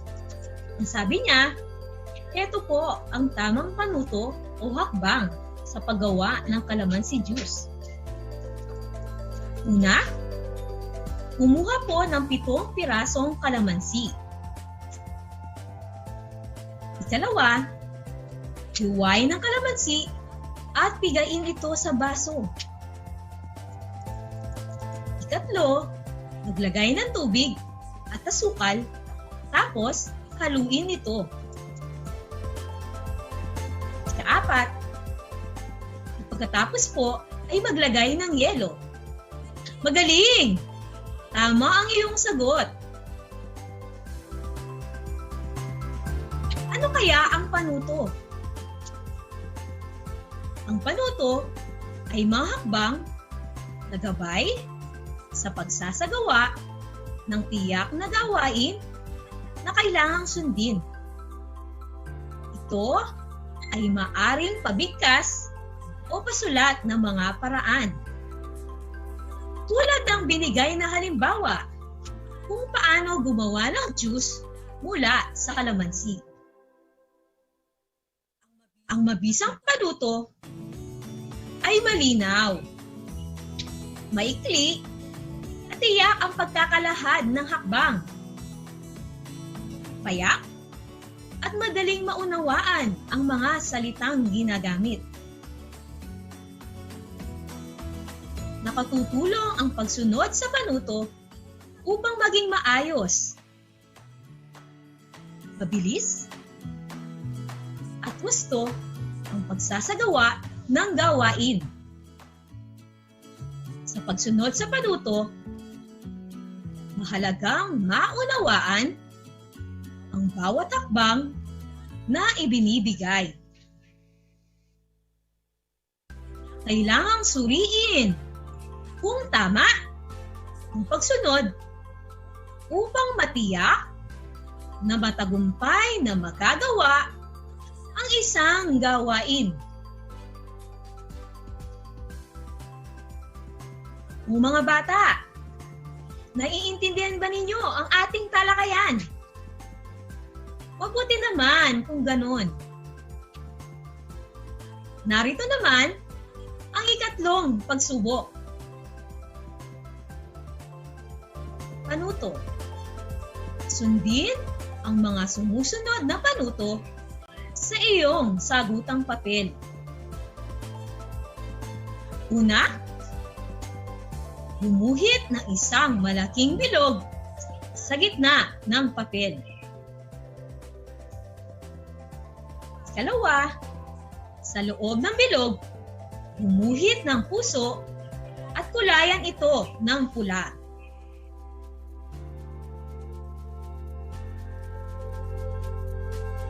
Ikatlo, gumawa ng kahon sa baba ng bilog.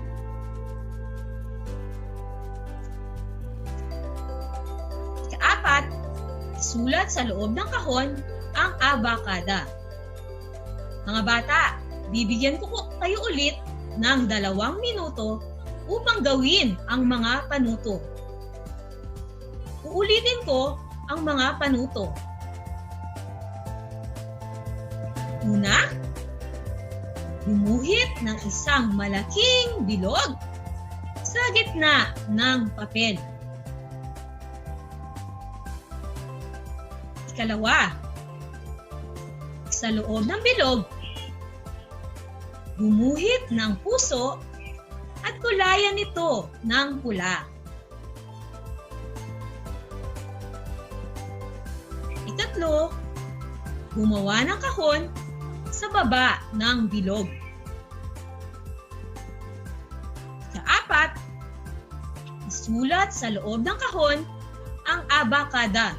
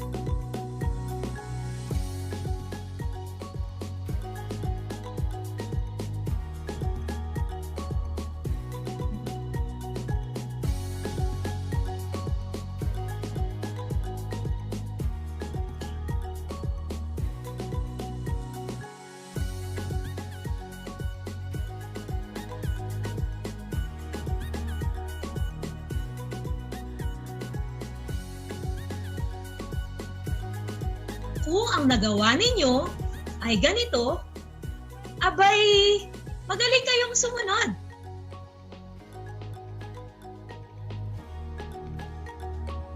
Parte na nating mga tao ang panuto. Napakahalaga nito sa pang-araw-araw nating buhay. Panuntunan ito na dapat nating sundin. Kagaya na lang kung ikaw ay nasa labas. Kailangan mong sumunod sa mga panuto o panuntunan. Halimbawa na lang,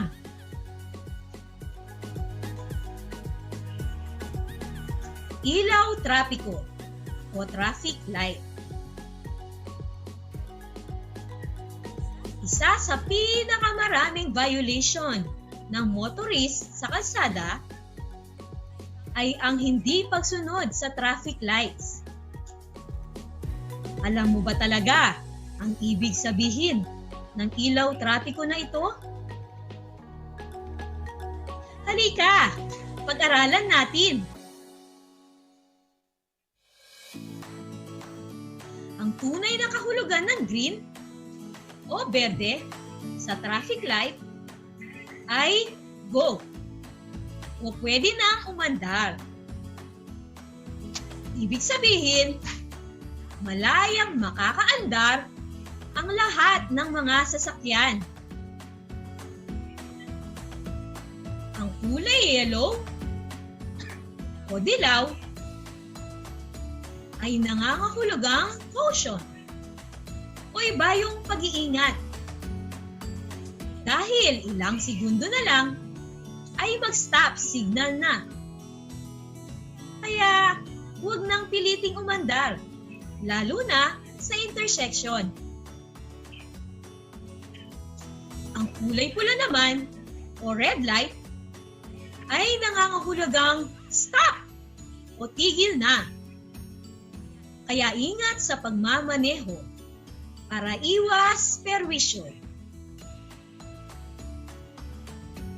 O mga bata, naiintindihan ba ninyo ang tamang panuto sa pagsunod ng ilaw trapiko? Magaling kung ganon. Upang lubos na masanay ka sa pagsunod sa mga panuto, isagawa at sundin ang sumusunod na panuto. Una, iguhit ang larawan ng bahay sa malinis na papel. Ikalawa, kulayan ang bubong ng berde. Tatlo, kulayan ang bintana ng pula. Kaapat, kulayan ng pinto ng dilaw. Kalima, gumuhit ng isang ulap sa itaas na kanang bahagi ng bahay. Kaanim, kulayan ng ulap ng asul. Nagawa mo ba ang mga ito? Kung hindi pa, sige, uulitin ko para makasabay kayo sa ating panuto. Bibigyan ko kayo ulit ng 2 minuto upang magawa ang mga panuto. Una, guhit ang larawan ng bahay sa malinis na papel. Ikalawa, kulayan ang bubong ng berde. Ikatlo, kulayan ang bintana ng pula. Ikaapat, kulayan ang pinto ng dilaw. Kalima, umuhit ng isang ulap sa itaas na kanang bahagi ng bahay. Kaanim, kulayan ng ulap ng asul.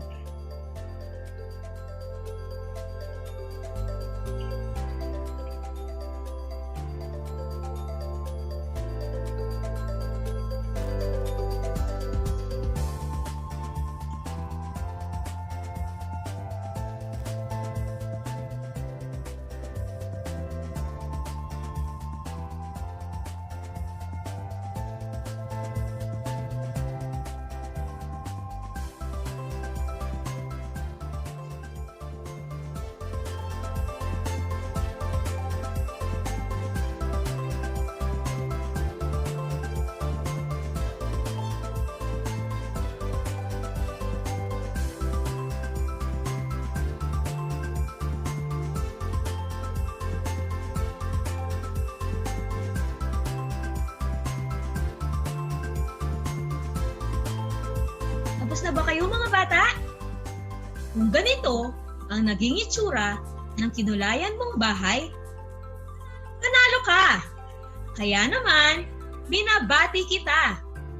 Nasunod mo ang mga binigay na panuto.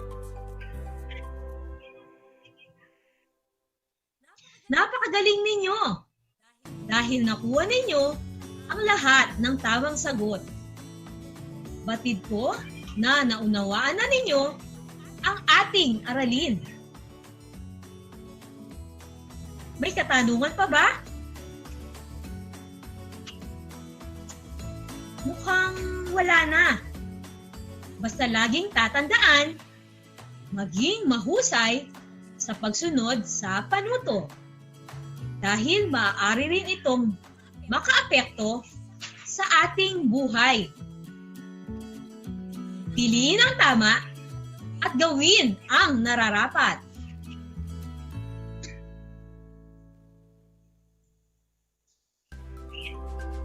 Isang leksyon na naman ang ating natapos.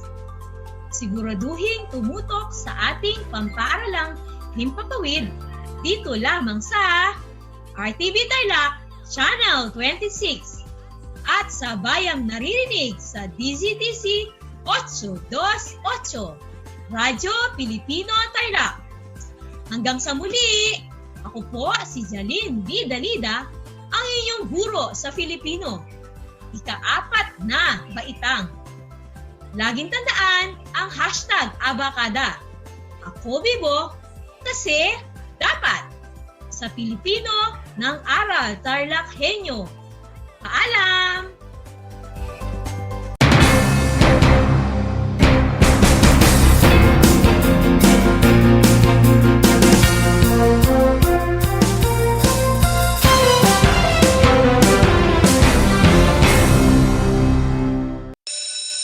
Gutom ka ba sa impormasyon? May namiss ka bang subject at leksyon? Gusto mo bang alalahanin ang nakaraan o dagdagan ang iyong kaalaman? Lahat yan alamin natin because the professor is in. Professor on air and online. Kasama si Professor Willie Perez. Isang oras na kaalaman, isang oras na makabuluhan. Professor on air. Mamangha at tumawa sa mga tips at trivia. Sa gabay at tanong, sagot ka rin niya. Professor on air and online. Kasama si Professor Willie Perez. Tuwing Sabado, alas 10 hanggang alas 11 ng umaga. Mapapakinggan sa Radyo Pilipino at mapapanood sa RTV Tarlac, Channel 26. Professor on air. 1 FM. One lang yan. This is your one. My only one. One lang yan. The only one. 1 FM. 96.1 Tarlac, 98.3 Lucena, 88.3 Legazpi, 96.1 Surigao, 95.9 Butuan, 92.1 Mindoro, 96.7 Tacloban, 99.3 Baler, 95.1 Puerto Princesa, Palawan. Pinakikinggan lagi kita. This is your one. Your only one. Your only one. 1 FM. 1 FM. Your only 1 FM. Handa ka na bang pumasok sa mundo ng sports? Kung ready ka na, welcome sa headquarters ng Usapang Sports. Sports Minded. Saksihan ang inspiring, unfiltered moments kasama ang mga paborito mong athletes and sports legends at ang mga secrets to win mula mismo sa mga bigating coaches. Sports Minded. Uplifting stories. Breathtaking adventures. And real-life conversations on and off the court. This is your exclusive access to the celebrities of sports. Sports Minded. Sports Minded. Sports Minded. Sabado, alas 11 ng umaga sa Radyo Pilipino at alas 12 ng tanghali sa 1FM. Mapapanood rin sa Radyo Pilipino at 1FM Facebook pages. Sports Minded. Sports Minded. Sports Minded.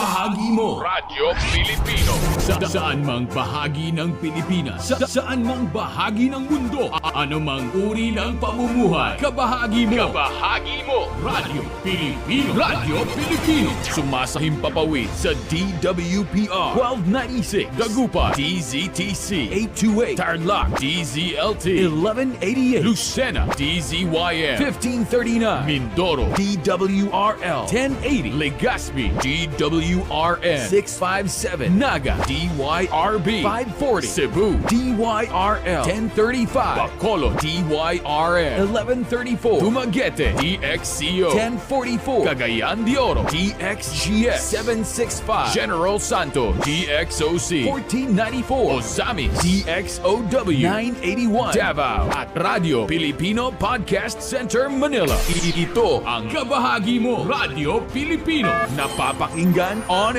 air and online sa buong mundo sa pamamagitan ng www.radiopilipino.com. RadyoPilipino.com. Impormasyong may kalidad at serbisyong may halaga. Kasama, katuwang, kapinoy. Kabahagi mo. Kabahagi mo. Radio Pilipino. Radio Pilipino.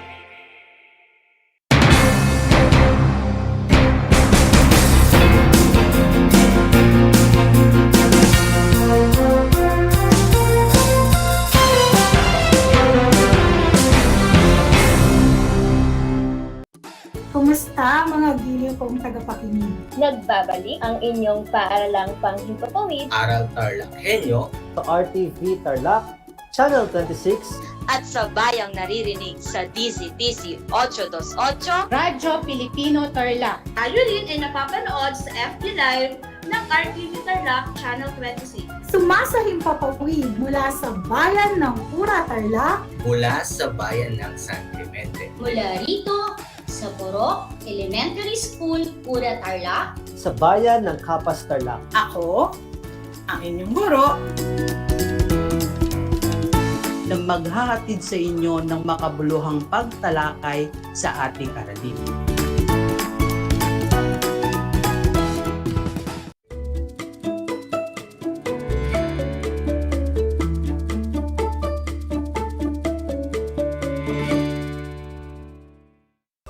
Welcome sa ating Project Shine, Aral TarlakHenyo ng SDO Tarlac Province na kasalukuyang napapanood dito sa RTV Tarlac, Channel 26 at Converge Cable, Channel 100 at sa bayang napapakinggan sa 828 AM, DZTC, Radyo Pilipino Tarlac.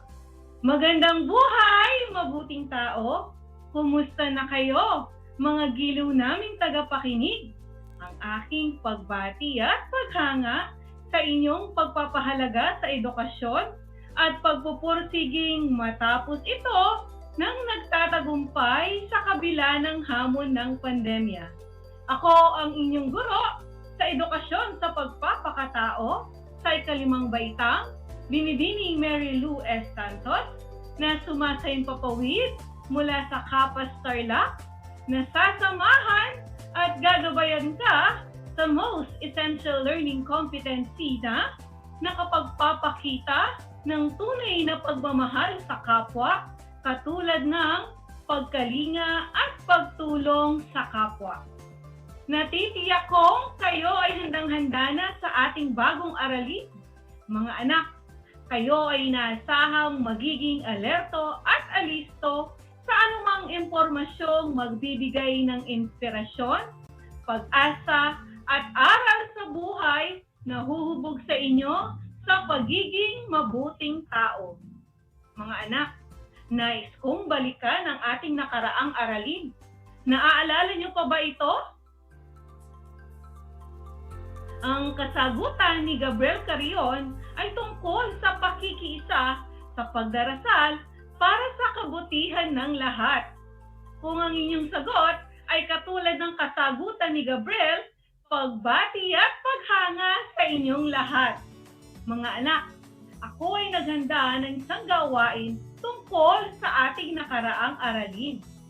Sa mga pangungusap na inyong mapapakinggan o mababasa, sabihin or sagutin ang tama kung ito ay nagpapakita ng pakikiisa sa pagdarasal para sa kabutihan ng lahat at hindi naman kung hindi. Sa mga mag-aaral na nakasubaybay sa Facebook Live ng RTV Tarlac Channel 26 ay maaari ninyong gamitin ang comment section para sa inyong mga sagot. Narito ang unang katanungan. Laging magpasalamat sa Diyos sa lahat ng mga biyayang ipinagkakaloob niya sa araw-araw. Ito ba ay tama o mali? Ang kasagutan ni Justin ay tama. Kung kayo ay may kaparehong sagot, kayo ay tunay na mahuhusay. Tama yun mga anak. Huwag kakalimutang magpasalamat sa Panginoon sa araw-araw sa mga biyayang ating natatanggap. Dalawa, ipagdasal hindi lamang ang sariling kaligtasan, kundi maging ang kaligtasan at kalagayan ng ating kapwa. Kung ang inyong sagot ay tama, tanggapin nyo ang mga salitang magagaling at mahuhusay sapagkat tama ang inyong sagot. At ikatlo, igalang lamang ang mga taong may kaparehong relihiyon. Ang kasagutan ni John Michael ay mali. Mali din ba ang inyong sagot? Kung ganon, ang kasagutan ninyo ay tama. Mga anak, laging tatandaan na dapat igalang ang relihiyon at pananampalataya ng ating kapwa kahit ito ay iba sa ating sariling paniniwala. Sa umagang ito ay atin namang aaralin ang mga pamamaraan ng pagpapakita ng pagtulong at pagkalinga sa ating kapwa. Simulan natin ang araling ito sa pamamagitan ng pagbasa ng isang tula. Ito ay pinamagatang ang kaibigan kong si Javier na sinulat ni Mariel Catherine D.G. Tesoro. Umpisahan ko na mga anak, makinig ng mabuti. Si Javier ay maaasahan, kaya siya ay hinahangaan. Palaging inuuna ang pangangailangan ng iba. Bilang pinuno, nangunguna sa pagpapakita ng magandang ehemplo sa mga kaeskwela. Sa oras ng kagipitan, si Javier ay nariyan. Siya'y tunay na mapagkakatiwalaan. Hindi na mamimili ng tutulungan. Mabilis na tumatalima sa mga nangangailangan. Nakikinig sa api at para sa lahat ay kaibigan. Isang araw ay may kamag-aral na nawalan ng pera. Itinigil niya ang pagkain at dagling nag-abala, walang tigil na naghanap sa nawalang pera. Kinalimutan ng gutom at inuna ang iba. Alam niyang mas mahalaga ang makatulong muna. Habang may klase, isang kamag-aral ay nanghihina.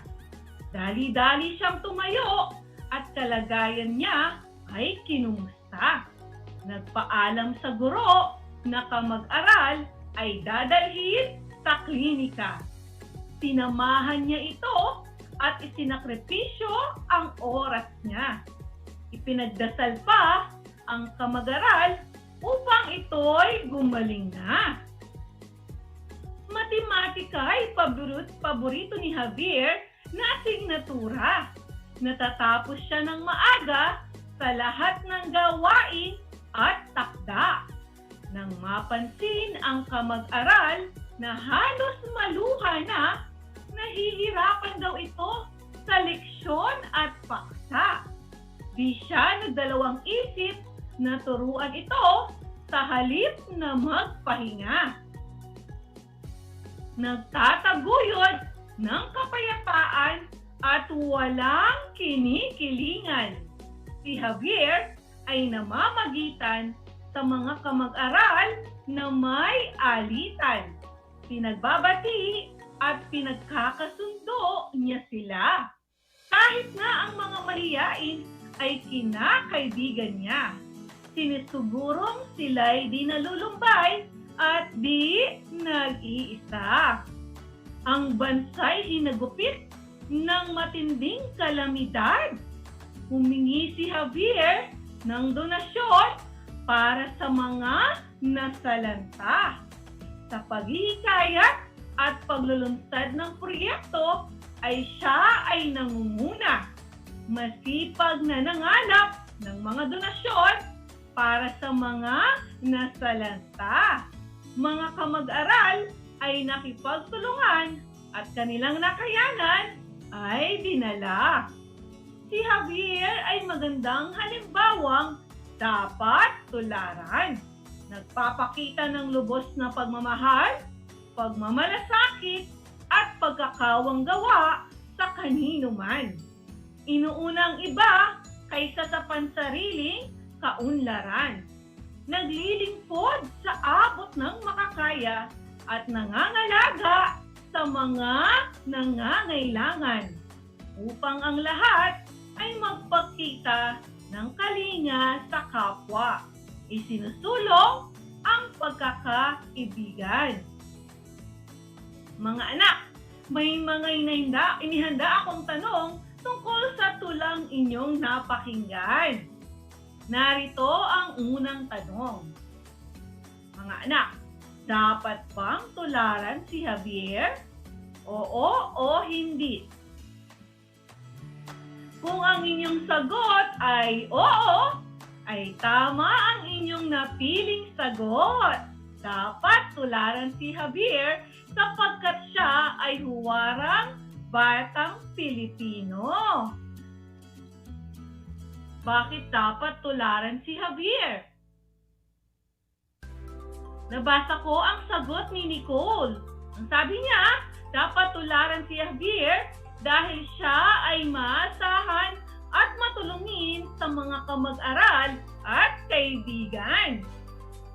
Nicole, binabati kita pagkat tama ang iyong sagot.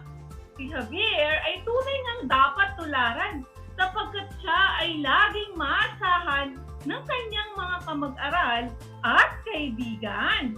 Tinutulungan niya ang mga ito sa oras ng pangangailangan.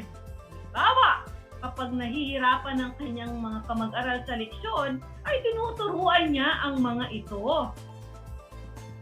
May kasagutan din si Mariel sa FB Live ng RTV Tarlac, Channel 26.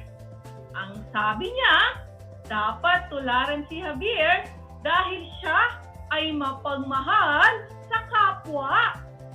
Tama ang kasagutan ni Mariel. Isa din sa mga katangian ni Javier ay siya ay mapagmahal sa kanyang kapwa. Mga anak, naway kayo'y maging katulad ni Javier na maasahan, matulungin, mapagmahal, mapagmalasakit at mapagkawang gawa. Gawin ninyo siyang ehemplo upang kayo din ay maging huwarang batang Pilipino. Isa sa mga mahalagang turo at kautusan ng Panginoon ay ang pagmamahal sa ating kapwa. Ang pagmamahal na ito ay may papakita sa pamamagitan ng pagkalinga at pagtulong sa ating kapwa. Paano nga ba may papakita ang pagtulong at pagkalinga sa ating kapwa? Mga anak, sa paggawa nito ay dapat ninyong tandaan ang kahulugan ng tulong at kalinga. Mauna tayo sa kahulugan ng tulong. Ang ibig sabihin ng T ay tumulong sa kapwa nang walang hinihintay na kapalit. Ang pagtulong sa ating kapwa sa anumang pamamaraan ay dapat magmula sa kaibuturan ng ating puso. Kung ikaw ay may hinihinging kapalit sa pagtulong, ito ay hindi tunay na pagtulong. Ito ay pagiging makasarili. Ano naman kaya ang ibig sabihin ng T? Kayo ba ay may idea? Okay, so ang ibig sabihin ng T ay ugaliin ang pagbabahagi ng mga biyaya sa mga nangangailangan. Mga anak, huwag mag-atubiling ibahagi ang inyong mga sobrang pagkain, pera, damit at iba pa sa mga taong nangangailangan. Halimbawa, magbigay ng limos sa mga pulubing nakikita sa lansangan. Sabi nga ng isang kasabihan, sharing is caring. Ang L naman ay nangangahulugang lumahok sa mga programa at proyekto na naglalayong tumulong sa kapwa. Isang magandang hakbang din ang pakikilahok sa mga programa at proyekto na naglalayong makatulong sa ating kapwa, kagaya na lamang ng mga feeding program, outreach program, gift-giving program, tutorial program, at iba pa. Mga anak, huwag din kakalimutang oras at panahon ay ibahagi sa pagtulong sa kapwa.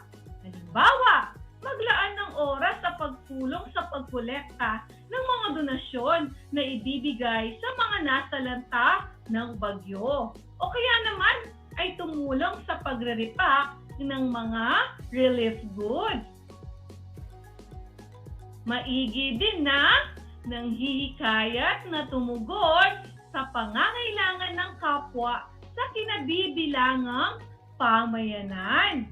Bukod sa iyong pagtulong sa kapwa, maganda din na manghikayat ng mga kakilala tulad ng inyong mga kapamilya, kabarangay, kaibigan at kamag-aral na magbigay din ng tulong sa mga taong nakakaranas ng kahirapan.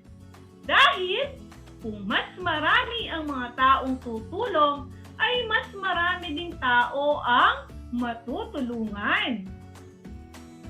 Ang ibig sabihin naman ng G ay gamitin ang kakayahan at talento sa pagtulong sa kapwa.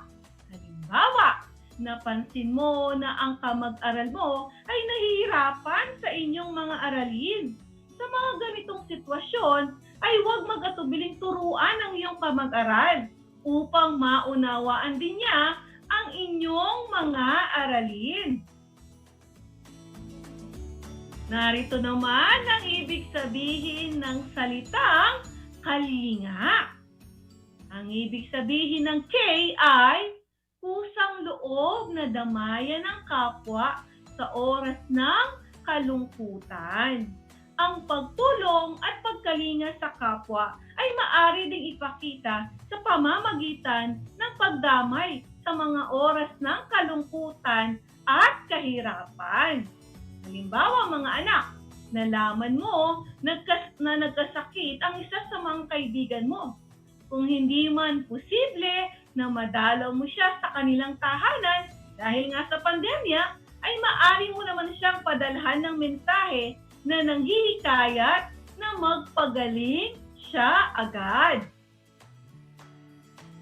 Ang A naman ay nangangahulugang alamin o kumustahin ang kalagayan ng kapwa, lalong-lalo na sa oras ng sakuna.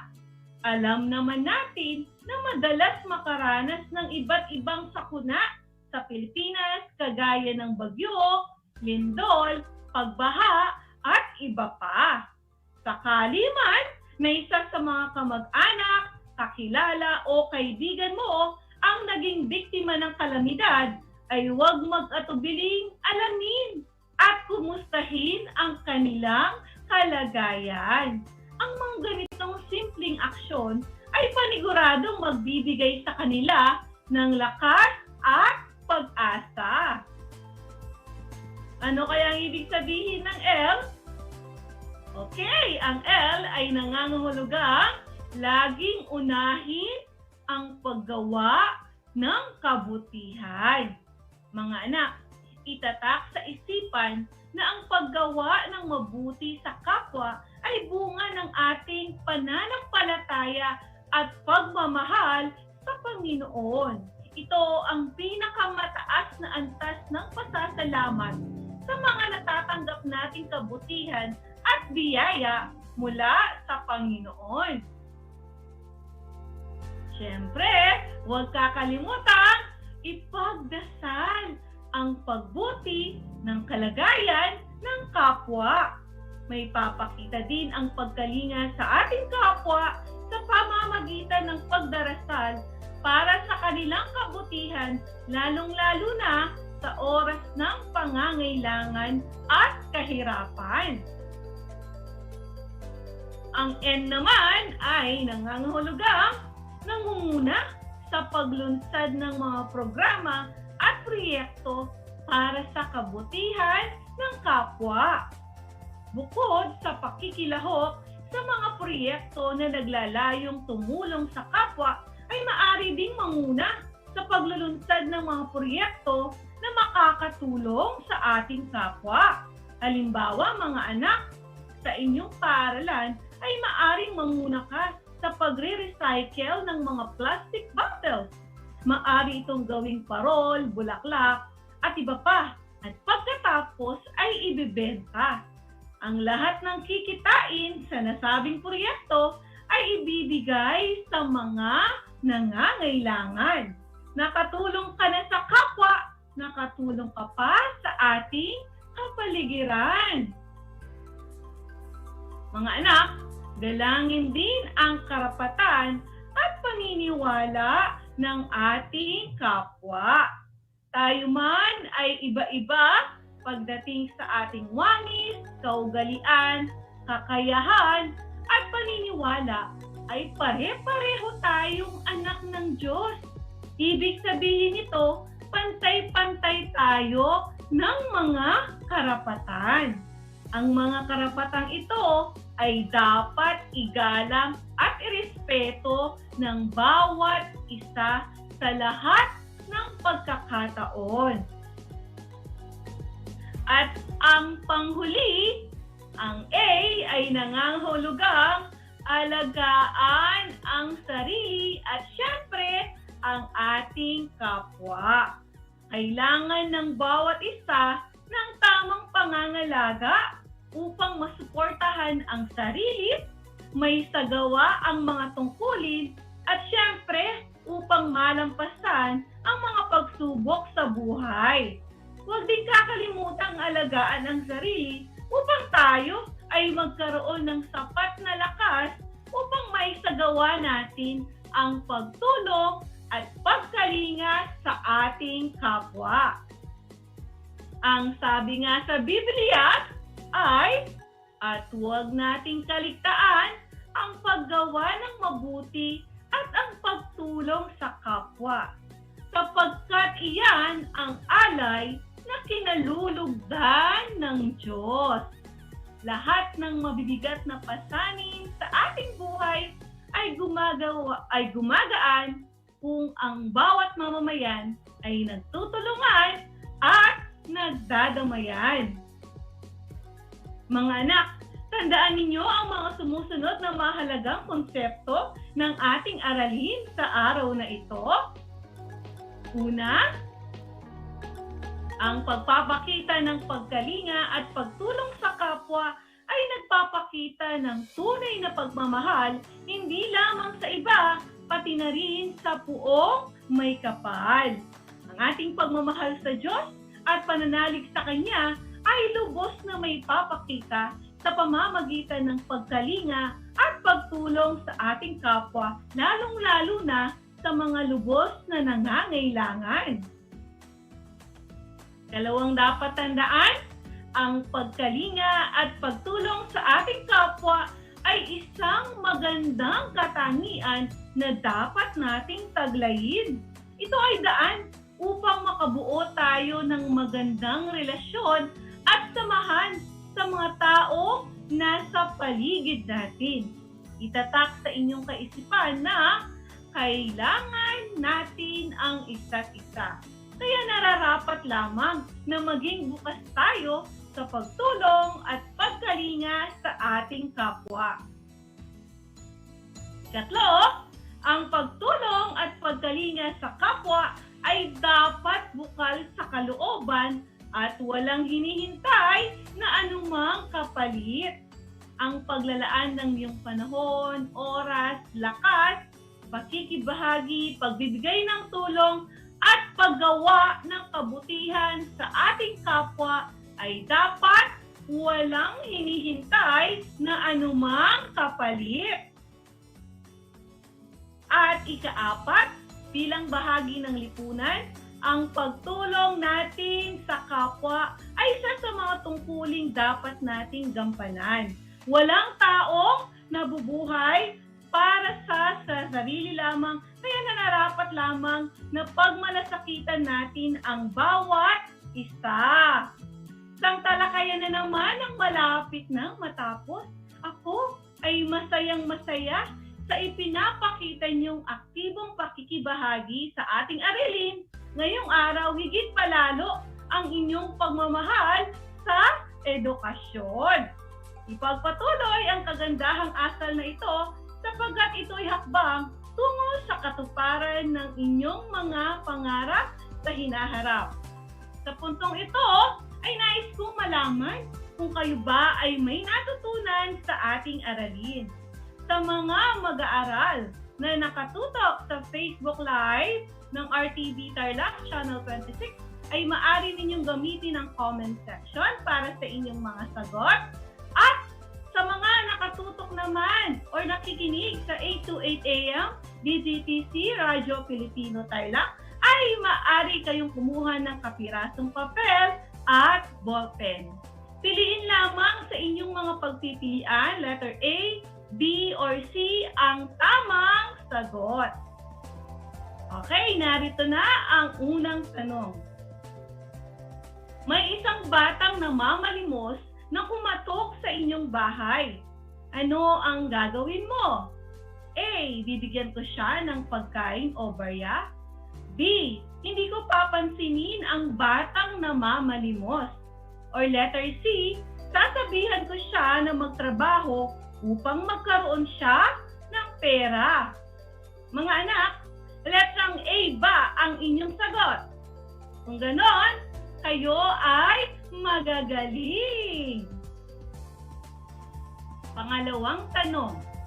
Sinabi sa iyo ng iyong mga magulang na sa darating na Pasko ay kukukup kayo ng pamilya na nasalanta ng kalamidad. Ano ang gagawin mo? A. Hindi ako sasang-ayon sa kagustuhan ng aking mga magulang. B. Mag-iipon ako ng mga gamit na maaring ibigay sa kanila. Or letter C, tatawag ako sa aking pinsan na kung maaring makitulog sa kanila dahil panigurado, sisikip ang aming bahay. Ang kasagutan ni Eunice ay letrang B.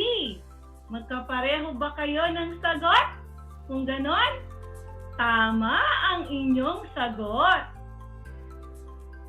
Pangatlong tanong.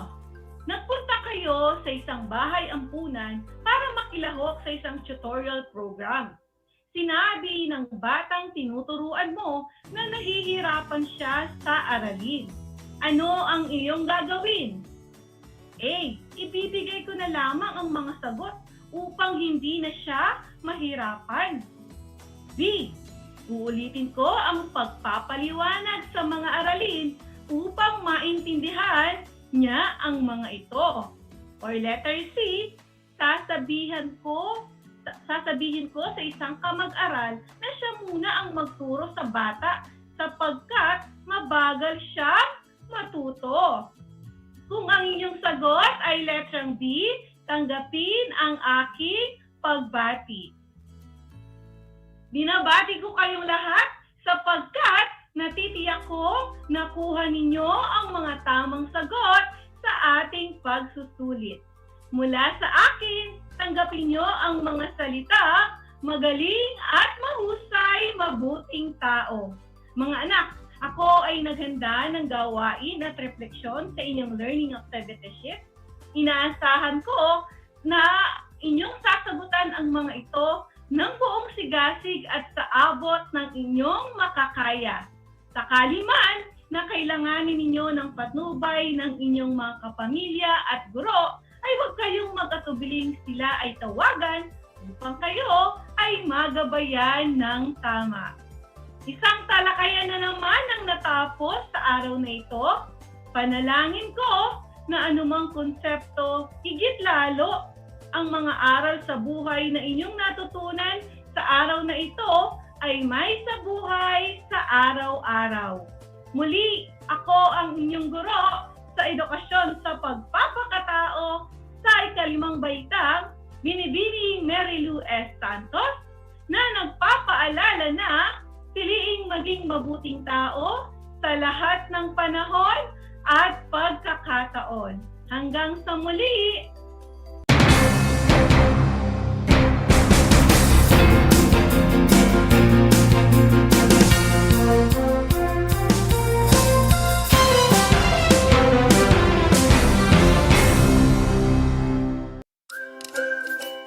Alam niyo ba na ang Great Barrier Reef ay ang pinakamalaking living structure on Earth?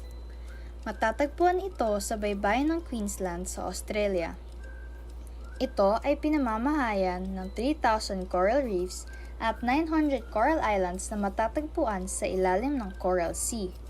May haba itong higit sa 2,000 kilometers at makikita lamang sa outer space. Ngunit, dahil sa fragile coral colony nito, unti-unti na itong nasisira sa paglipas ng panahon at dulot na rin ng climate change, polusyon at man-made disasters. Alam nyo na, yan ang Great Barrier Reef.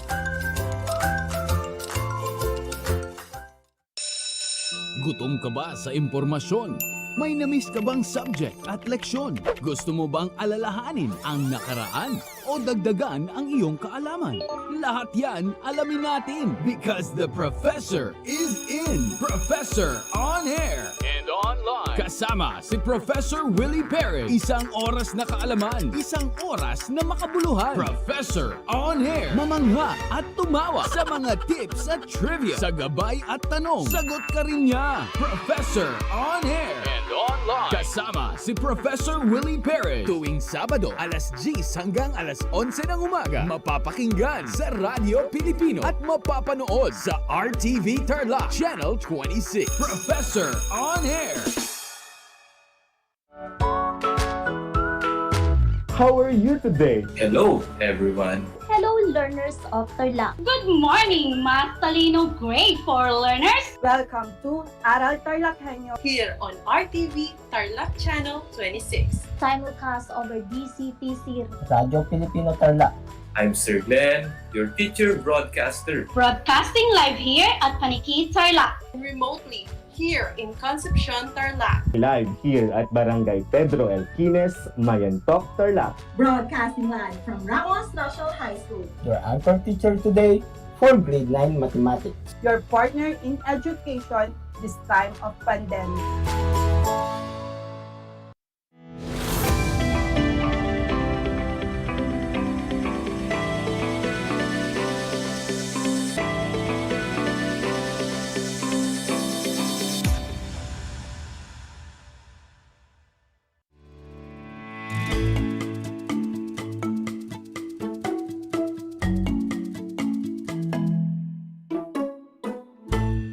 Hello there, grade 5 learners. Maya paabag. Naimbag nga bigat. Good morning, learners of Tarlac. Welcome to Aral TarlakHenyo. Here on RTV Tarlac, Channel 26, simulcast over DZTZ 828, Radio Filipino Tarlac, and live via Facebook page of RTV Tarlac, Channel 26. Broadcasting live here at Cumilas Elementary School, Municipality of La Paz, Province of Tarlac. This is Ronald M. Pineda, your teacher broadcaster for Science Grade 5. I am happy that we are sharing this moment to explore the fun and exciting world of science. I would like to invite you to join me in a magical learning experience at home. So sit back and relax as we discuss our lesson for today. At this point, I want you to prepare your learning modules and learning activity sheet in Science 5, as well as your pen and notebook so that you may take down some notes to remember as we go along with the lesson. Do you have it now? Great! Make it sure that you are in a comfortable place, far from noise, so that you can hear me loud and clear while listening to this program. And of course, don't forget to bring bottled water beside you to dehydrated. So to start, please make sure to comment down your name, section, and your school, for this will serve as your attendance. Young scientists, are you now ready to learn, discover, and explore new things under the sun? Then so, welcome to World of Science.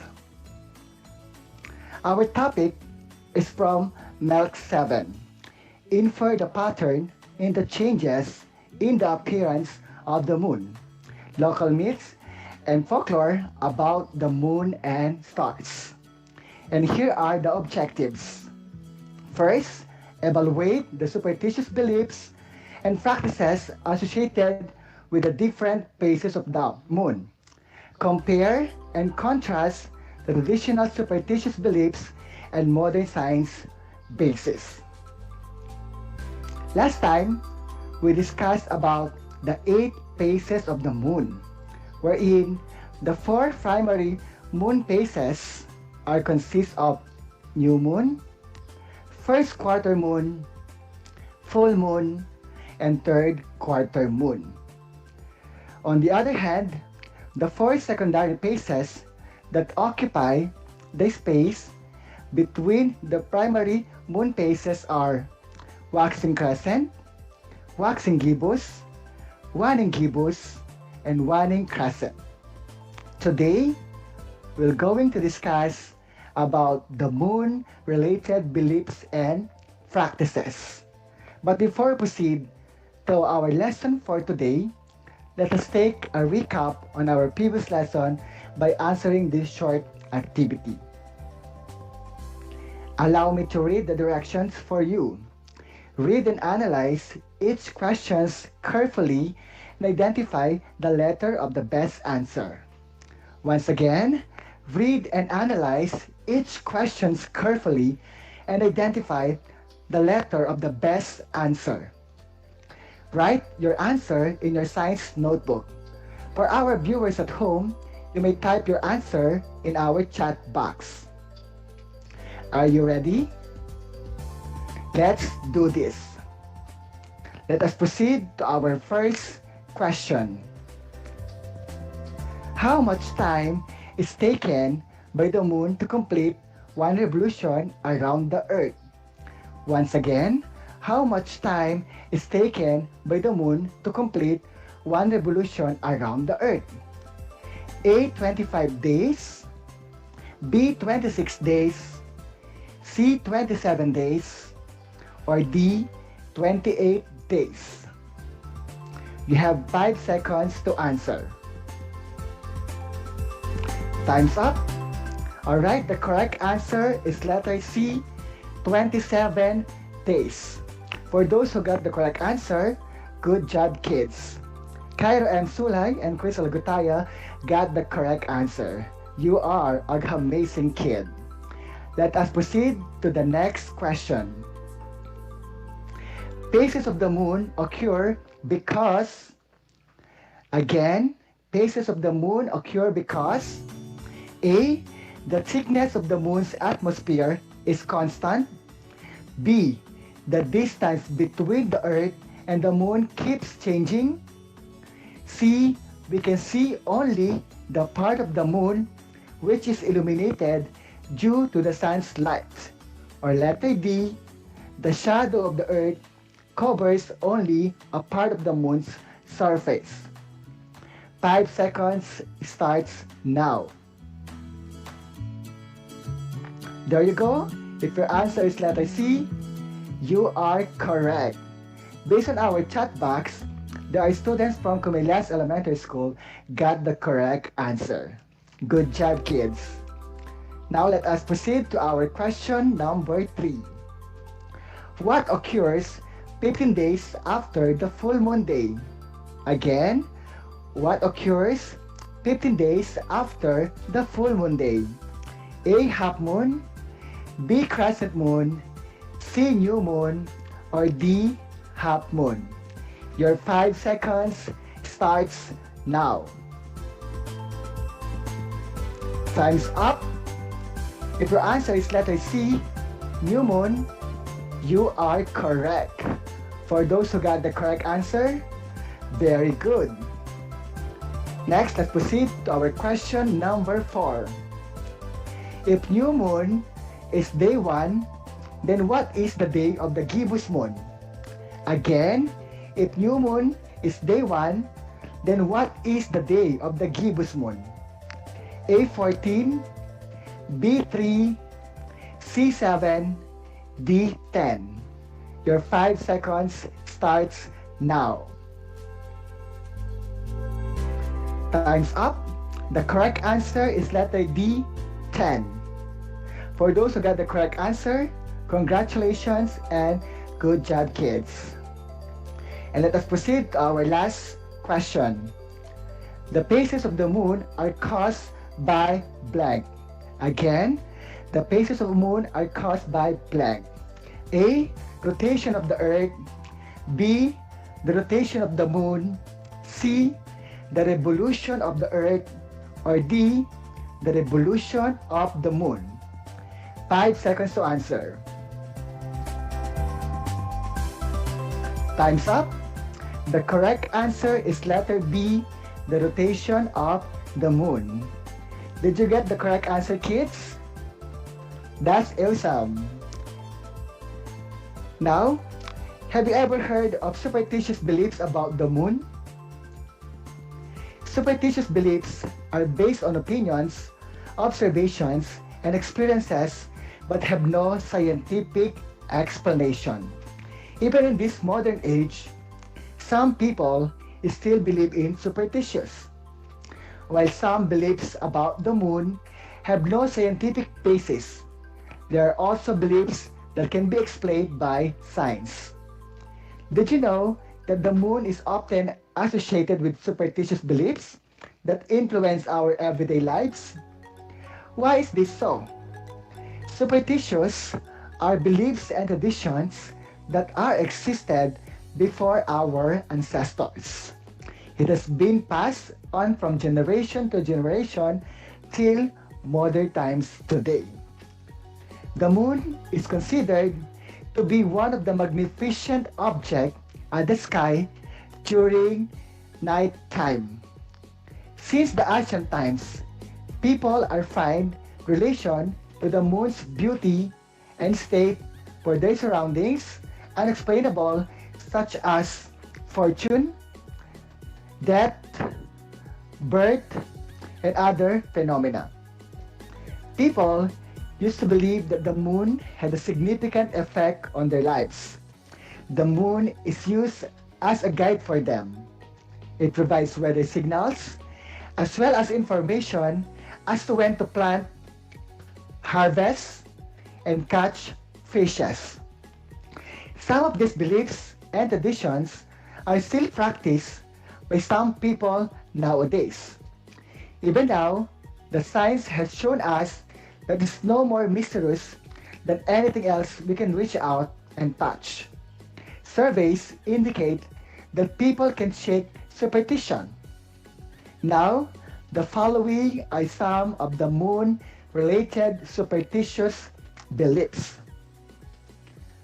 Number 1, for centuries, people have wondered whether menstrual cycle was linked to the phases of the moon. But why did people start associating the moon with the periods? Menstrual cycles follow the same timeline, so it's natural to try to use the moon cycles to track menstruation or ovulation. However, this theory cannot be applied to everyone, and even the most regular cycle can vary occasionally. Attempts to tie the moon to female fertility or contraception haven't proven universally effective, although several cultures have some tradition that connects menstrual cycles and the moon. Studies suggest otherwise. Should menstrual cycles be synchronized with the moon? There is no scientific evidence that having a cycle that syncs with the moon is on any benefit.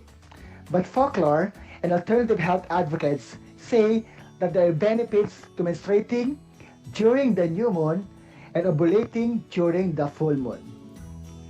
Next, superstitious beliefs, gardening and farming. Why do we garden by the moon? Gardening, according to the phases of the moon, is a practice that has been around for as long as humans has been growing their own food. But what is it exactly?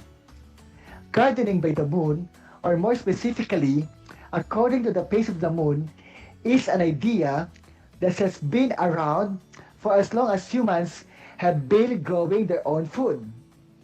So how moon phases affects planet growth? Though the practice is old as agriculture itself, planting by the moon is a complex art. Here's a look at how moon phases are believed to affect plant growth. Over the course of 29.5-day lunar cycle, the moon goes through 4 basic phases: new, full, and 2 quarter phases, first and last. For half of the cycle, between the new and full phases, the moon is waxing. So meaning to say, it is growing in illumination. Then after the full moon, it begins to wane, decreasing in illumination. Next, superstitious belief. Does the moon really affect pet behavior? Many pet owners will tell you that the full moon affects their pet's behavior. Dogs, like their wolf ancestors, are known to howl at the moon when it's full. Cats, on the other hand, tend to hide. Birds become agitated and sometimes even disoriented. As a result, veterinary offices and pet hospitals can become congested with visits. However, none of these behaviors has ever been proven scientifically to be directly caused by the cycles of the moon. Possible causes of increased pet injuries during the full moon. Although science has not officially confirmed or debunked the full moon's effect on pet behavior, there are some theories as to why pet injuries might increase during this phase of the moon. The most common theory is that the pet owners spend more time outside with their pets during these times, when the moonlight is at its peak. However, despite the moon's light, it is still nighttime, and this alone will increase your pet's risk of injury if you choose to spend more time with her outside at night. Next, superstitious beliefs. It's obvious that the moon has an effect on fishing. It causes the tides. Even so, other factors like weather and water temperature have a way bigger impact. The fact of the matter is that every moon phase is going to produce some of the best and worst fishing of the month. The idea behind fishing by moon phases is that the bigger the tide, the more active the fish. The strongest tides happen twice a month. During new moon, when the sun and moon are both pulling in the same direction, and during the full moon, they're pulling on either side of the planet. Of course, this is by no means something that the entire angling community agrees on. As with all things fishing, there are a lot of people who will confidently give you the exact opposite advice. They'll insist that the first and last quarters are the best lunar phases of fishing. Other claims that you should only fish the full moon at night. The theory here is that the moon's light allows the fish to see better. This lets them feed well into the night so they're less hungry the following day. By the same logic, you should only fish the new moon by day, as fish are unlikely to be out hunting in complete darkness. Periods and phases are two halves of a whole. Head out on a fishing trip during a major period and a full moon, and you may want to get your paperwork ready for the new moon state record. Superstitions are common phenomena in human society. Superstitious beliefs can have a positive and a negative impact on the social well-being of people in society because they are highly associated with financial risk-taking and gambling behaviors. Superstitions are basically beliefs of supernatural powers, and I think that they truly affect our thinking as we always have blind belief on such things, by which our behavior is strongly influenced. But at the end of the day, we should always bear in mind that we should respect each other's beliefs and traditions. At this juncture, let us identify if you truly understand our lesson for today. Let us answer this short activity. Allow me to read the directions. Read and analyze each question carefully and identify the letter of the best answer. Again, read and analyze each question carefully and identify the letter of the best answer. Write your answer in your science notebook. For our viewers at home, you may type your answer in our chat box. Are you ready? Let us proceed to our first question. Why do some people have superstitious beliefs about the moon? Some people blank. A. Are very fascinated about the moon. B. Had proven that moon does not affect their lives significantly. Or C. Believe that moon has directly influence on their lives which pass on from generation to generation. You have 5 seconds to answer. Time's up. If your answer is letter C, you are correct. Next question, please. Many farmers believe that planting when the moon is in a specific phase may bring A. Good harvesting, B. Huge loss, C. Bankruptcy. You have 5 seconds to answer. Time's up. Upon checking our chat box, more students answer letter A. And that is correct. Good job, kids. Moving on to our next question. Which of the following is a myth? A. It is easier to catch fish during the full moon. B. Planting when the moon is in specific phases may bring good harvest. Or letter C. When the sun, moon, and earth is lined up and the moon is closer to earth, you can experience cold weather. You have 5 seconds to answer. Time's up. Alright, the correct answer is letter C. You are correct. Moving on to the next question. How do people nowadays think about some beliefs and practices associated with the moon? A. People believe that the moon has a big influence in their lives. B. Because of man's continuous search for evidence, what used to be a mere belief yesterday can have a scientific explanation today. Or C. These beliefs and practices were passed from generation to generation. 5 seconds starts now. Alright, if your answer is letter B, you are correct. More students from Kumilas Elementary School got the correct answer. Good job, kids. And for our last question, which of the following statement has something to do with the belief and practices associated with the moon and planting? A. The moon also gives people a sign about the weather. B. During the full moon, it causes a bulge in the ocean. Or C. Many farmers believe that planting when the moon in a specific phase may bring good harvest. We have 5 seconds again to answer. Time's up. Alright, if your answer is letter C, you are amazing. Did you get an impressive score? For those who do not, don't worry, because we still have another activity to accomplish. Again, allow me to read the direction for you. Write science or type science if the statement is true, and beliefs if the statement is superstitious. Right? First statement, if you cut your hair between the new moon and full moons, it will grow healthier and faster. You have 5 seconds to answer. Time's up. The correct answer is belief. Moving on to our next statement. The moon does not produce its own light. You have 5 seconds to answer. Time's up. The correct answer is science. Let us proceed to our next statement. Solar eclipse can be dangerous to pregnant women. You have 5 seconds to answer.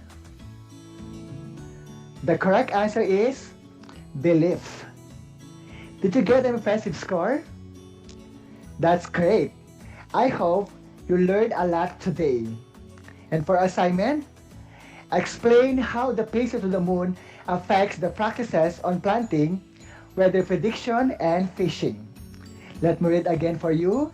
Explain how the phases of the moon affects the practices on planting, weather prediction, and fishing.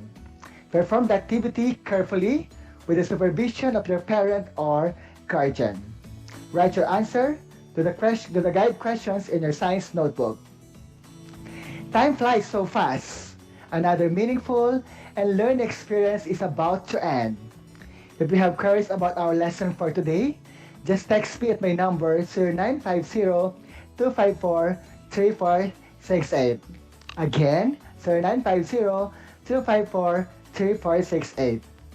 This is Project Shine, Aral TarlakHenyo, brought to you by the Department of Education, Division of Tarlac Province in cooperation with DCTC 828 AM station and RTV Tarlac Channel 26.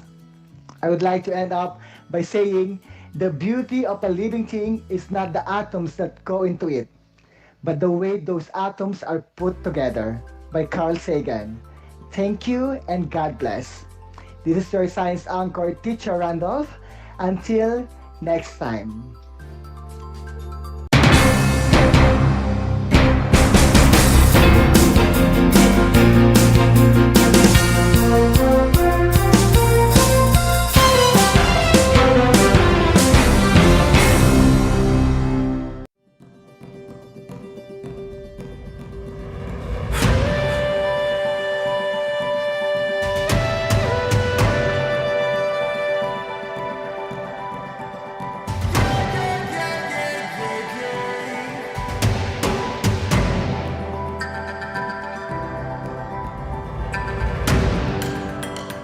Ang Asia-New Zealand Afforestation Project o ANZAP ay sumusunod at umaayon sa isa sa 5 haligi ng Provincial Government of Tarlac, kalikasan muna. Although Tarlac is landlocked, the province is teeming with natural resources and beauty, and we TarlakHenyos are the stewards of this bounty.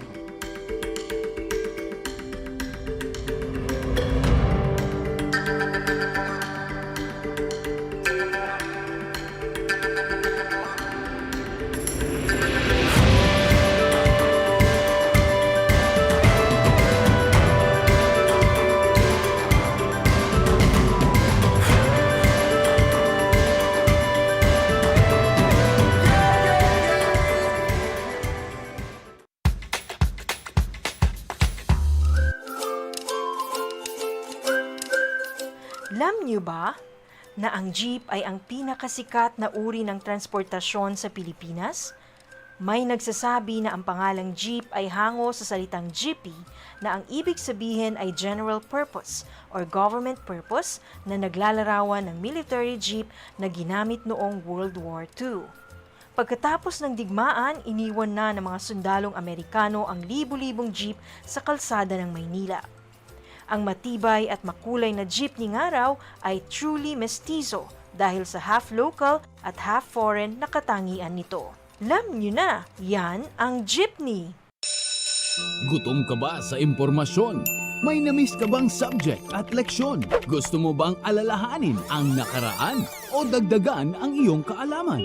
Lahat yan alamin natin because the professor is in. Professor on air and online. Kasama si Professor Willie Perez. Isang oras na kaalaman, isang oras na makabuluhan. Professor on air. Mamangha at tumawa sa mga tips at trivia. Sa gabay at tanong, sagot ka rin niya. Professor on air and online. Kasama si Professor Willie Perez. Tuwing Sabado, alas 10 hanggang alas 11 ng umaga. Mapapakinggan sa Radyo Pilipino at mapapanood sa RTV Tarlac Channel 26. Professor on Air.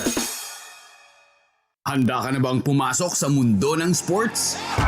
Kung ready ka na, welcome sa headquarters ng Usapang Sports. Sports Minded. Saksihan ang inspiring, unfiltered moments kasama ang mga paborito mong athletes and sports legends at ang mga secrets to win mula mismo sa mga bigating coaches. Sports Minded. Uplifting stories. Breathtaking adventures. And real-life conversations on and off the court.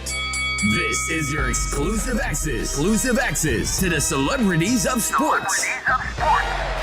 Sports Minded. Sports Minded. Sports Minded. Sabado, alas 11 ng umaga sa Radyo Pilipino at alas 12 ng tanghali sa 1FM. Mapapanood rin sa Radyo Pilipino at 1FM Facebook pages. Sports Minded. Sports Minded. Sports Minded.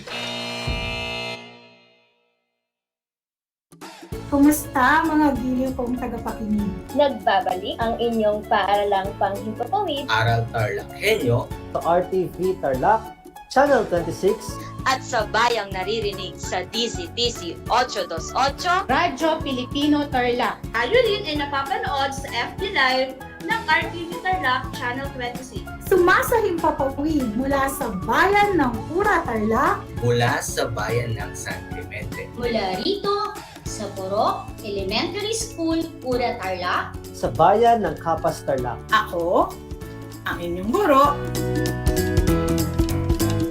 na maghahatid sa inyo ng makabuluhang pagtalakay sa ating aralin.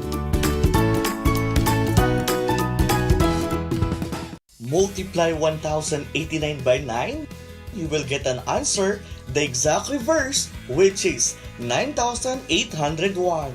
My name is JRP Duldulao, your teacher broadcaster on Aral TarlakHenyo. For more math trivia and answers to your math questions, catch Aral TarlakHenyo every Monday to Friday from 8:30 a.m. to 5:30 p.m. Learning math is so much fun!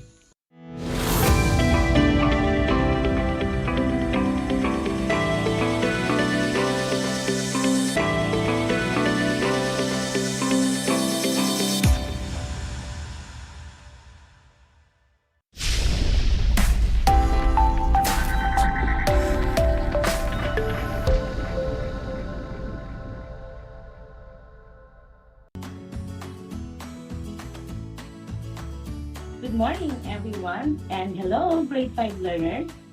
Welcome to Aral TarlakHenyo here on RTV Tarlac, Channel 26, and Channel 100 via Converge Cable TV. This is simulcast over DZTC 828 Radyo Filipino Tarlac. I am Teacher Mercy Pacheco Bognot, your teacher broadcaster for Mathematics Grade 5, broadcasting live here in Herona, Tarlac. Today is Wednesday, June 22, 2022. Dear learners, please join me for the next 25 minutes of our exciting and fun learning discussion today. To start our lesson, make sure that you are in a safe and comfortable place so that you can listen properly and attentively. Also, prepare your pen and paper for note-taking. Get ready so we can start. You have 10 seconds to prepare and check your materials.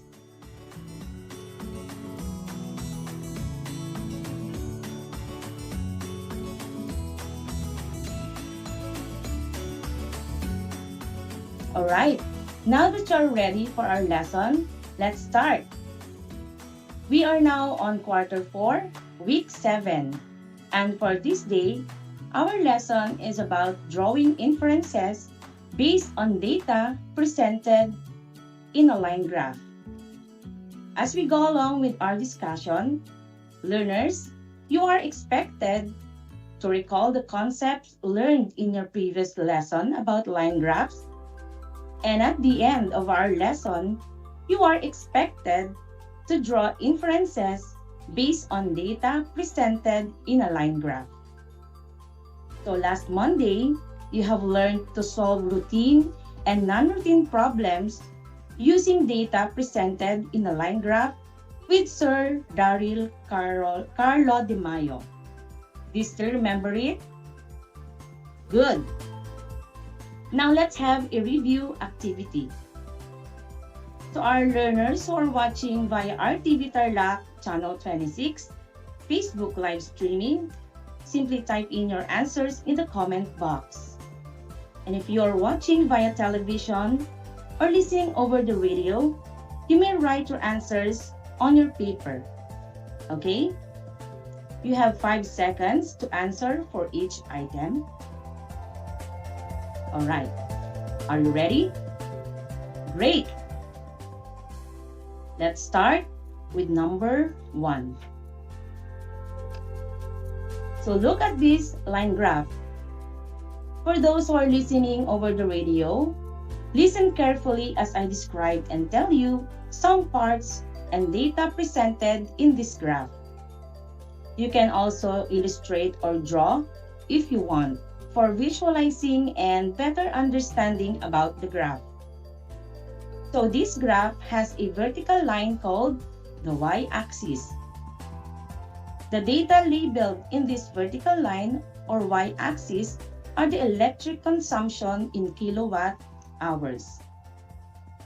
Starting from 0, then 10, 20, 30, 40, 50, 60, and up to 100 kilowatt hours. I hope you can follow. On the other hand, this graph has also a horizontal line called the x-axis, in which it is labeled with the first 6 months of the year, starting from January, February, March, April, May, and June. Next, this graph used line segments to connect points that correspond to variables in x and y axis. Alright, to our televiewers and FB Live viewers, these points that I am referring to are the red dots in the graph. Can you see it? Very good. With all these descriptions and clues for our activity, I believe you are now ready to answer, so let's have question number 1. What kind of graph is this? Again, what kind of graph is this? A. Bar graph, or B. Line graph? You have 5 seconds to answer.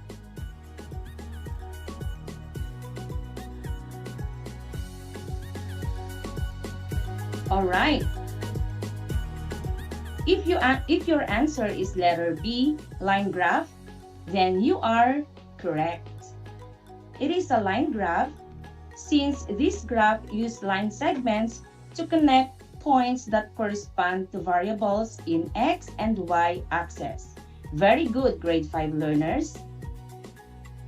Unlike bar graph that presents data using rectangular bars with different heights or lengths. Are we clear on that? Great. Now let's have question number 2. What is the line graph all about? Is it A, the first 6 months of the year, or B, the electric consumption for 6 months?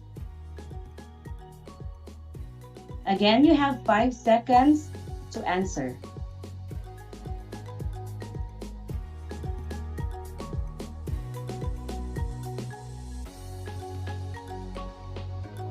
Alright, time is up. The answer is letter B, correct. The line segment is about the electric consumption for 6 months. Alright, did you get 2 consecutive correct answers? If yes, very good. But if not, don't you worry, you still have the chance to answer. So let's have number 3. What data can be seen in y-axis? A, the electric consumption in kilowatt hours, or B, the first 6 months of the year. Your 5 seconds start now.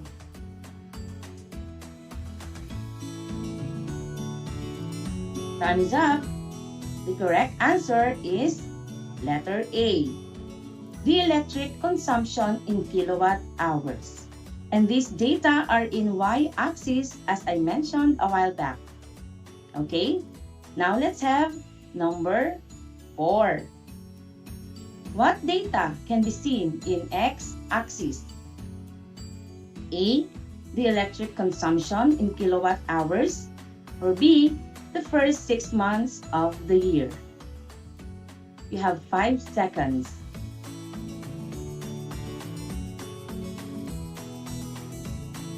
Time is up. If you answered letter B, then you are correct. The data in x-axis are the first 6 months of the year. You are doing well, grade 5 learners. Now, dear learners who are watching in Facebook live streaming, let's help our listeners over the radio to visualize the data presented in the line graph. How? By enumerating the electric consumption every month. All right. Let's enumerate the electric consumption in the first 6 months, starting from the month of January. Televiewers and Facebook Live viewers, how much electricity is consumed? Yes, we have 75 kilowatt hours. What about for the month of February? Yes, we have 50 kilowatt hours. Very good. Next is the month of March. We have 60 kilowatt hours. What about for the month of April? All right, 85 kilowatt hours. Very good. For the month of May, we have, yes, 90 kilowatt hours. And for the 6th month, which is June, the electricity consumed is 85 kilowatt hour. Great job, grade 5 learners. I hope that we were able to guide our learners over the radio. Now let's check how good you are in simple computation. Let's answer this question. How much is the total electric consumption for 6 months? Again, how much is the total electric consumption for 6 months? You have 15 seconds to solve for your answers. You can do it, okay? Your 15 seconds start now.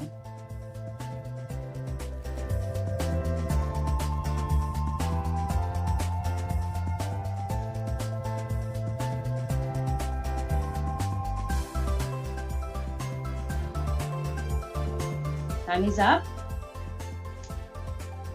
The total electric consumption for 6 months is 445 kilowatt hours. Do we have the same answers? Great, you are awesome. How do you arrive with this answer? Yes, we simply add or sum up the electric consumptions in 6 months. And the operation used is addition.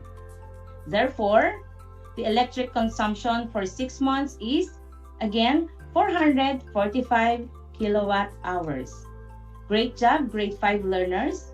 You were able to recall the concepts in your previous lessons discussed by your Aral TarlakHenyo teacher broadcasters. Moving on to our lesson for today. We will be drawing inferences based on data presented in our line graph. Now, what is an inference? According to the Oxford Dictionary, inference is a conclusion reached on the basis of evidence and reasoning.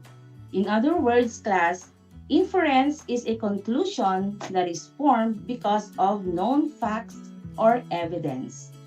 So when we say drawing inferences, it is the process of drawing conclusions based on the evidence and reasoning. So learners, take note of the phrase drawing conclusion based on the evidence and reasoning. It means that in making our inferences, it should be factual and evidence-based. Don't forget about that, okay? So that is why in this lesson, class, our inferences should be based on data that is presented in the line graph. To draw inferences, class, it is important to first observe the parts of the graph. Next, understand the relationship being illustrated on the graph.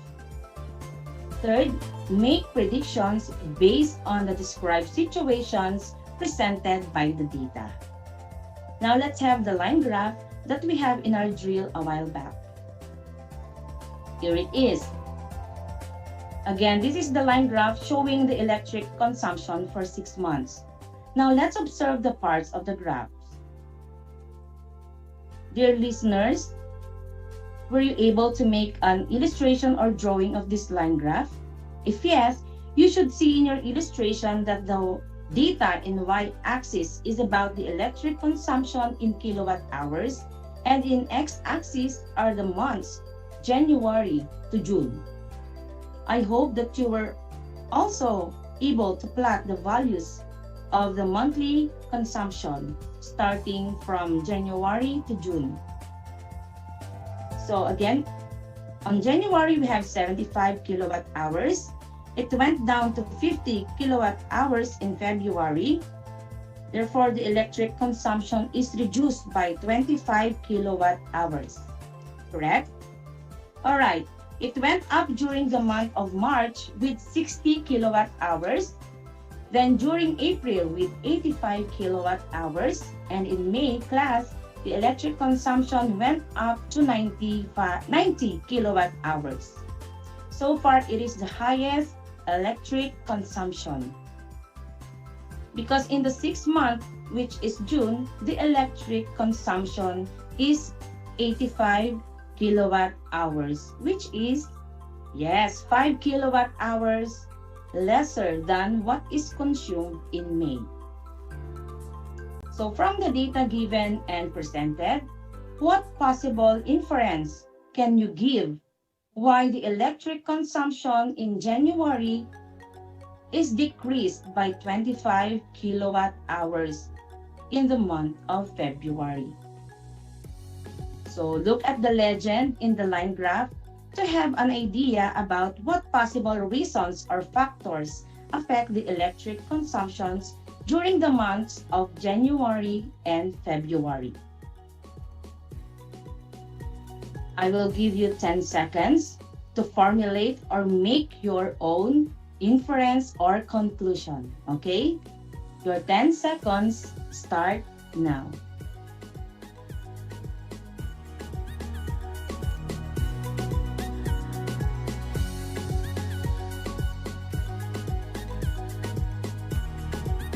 Okay, if you say that not using the air conditioner during the month of February made the electric consumption lesser than in January, then you are correct.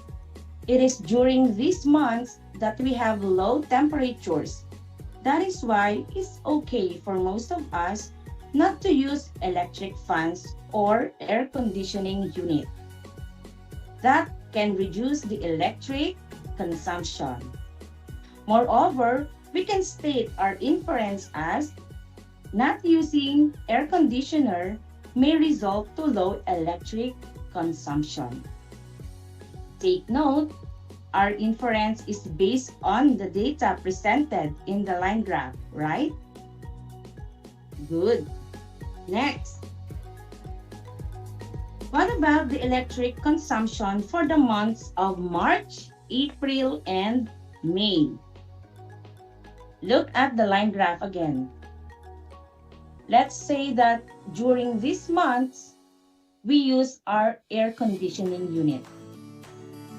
So looking at the electric consumptions for the months of March, April, and May, what inference can you make or draw? And why do you think the consumption went high and higher? Again, you have 10 seconds to make your conclusion.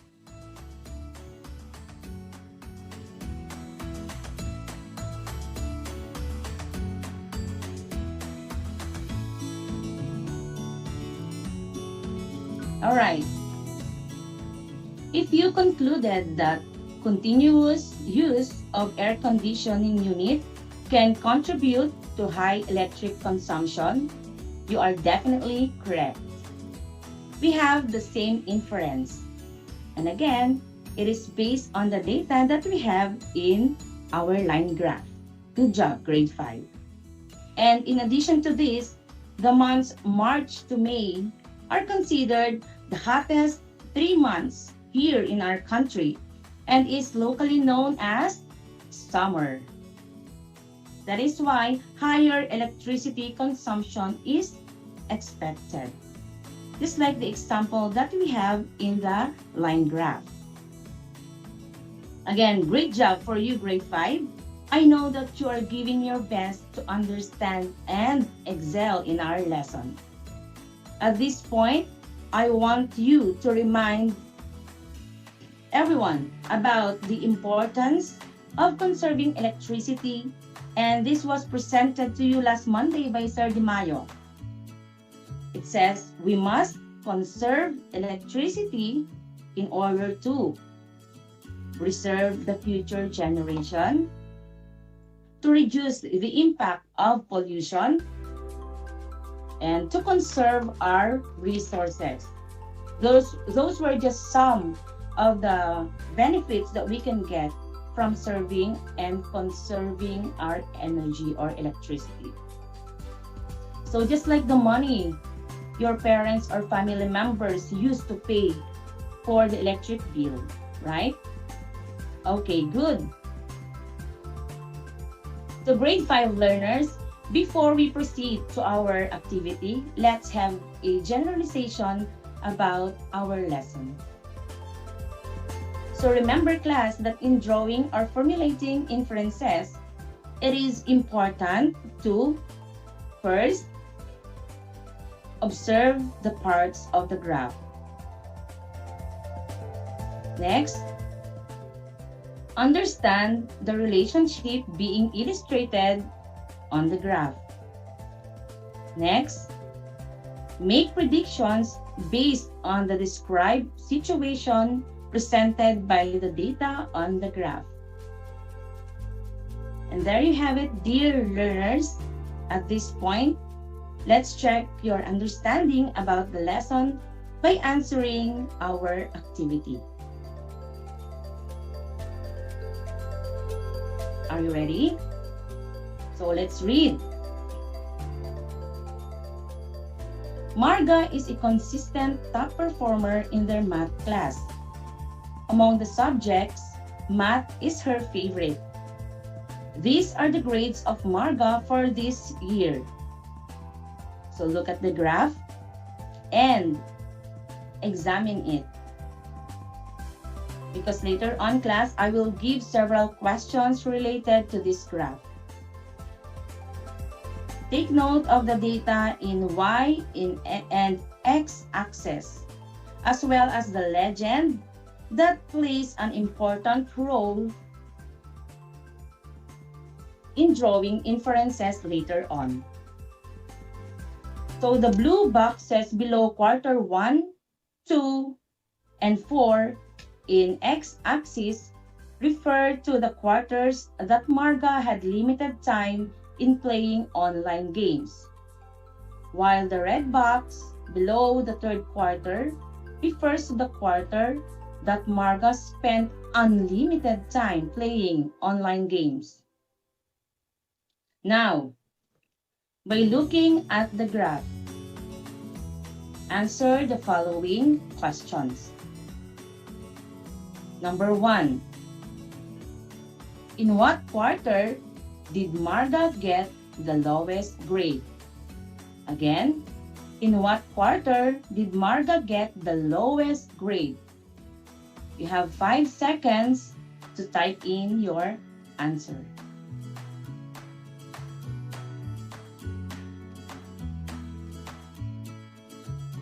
Alright, time is up. The answer is third quarter or quarter 3. Did you get the correct answer? Very good. Now let's have question number 2. In what quarter did Marga get the highest grade? Again, in what quarter did Marga get the highest grade? Another 5 seconds for you.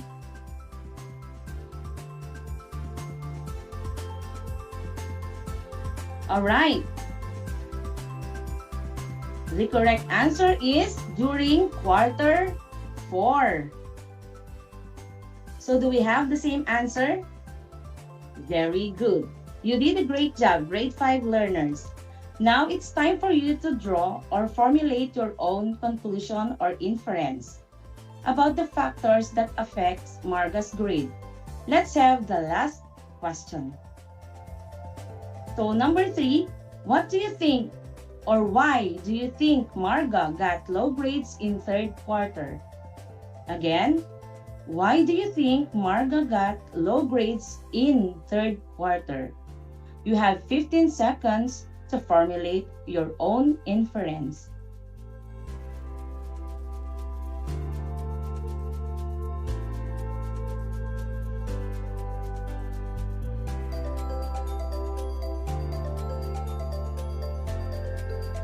Alright, time is up. So what is your conclusion? So the possible inference that you may draw based on the data presented in the line graph is Marga got low grades on third quarter because of the unlimited time she spent playing online games. If your inference is similar to this, then good job, grade 5 learners.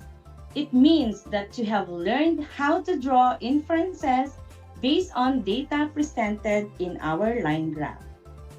So just a piece of advice, grade 5 learners, it's okay to play and relax, but make sure to be mindful of your time, obligation, and health, okay? So there you have it. Congratulations, grade 5 learners. I admire you for being good listeners. I hope you learned a lot today.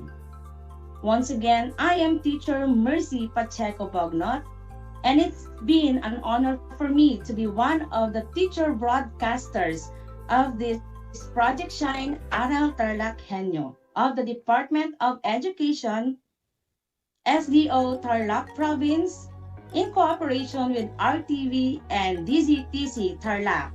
Thank you everyone, stay safe, and God bless.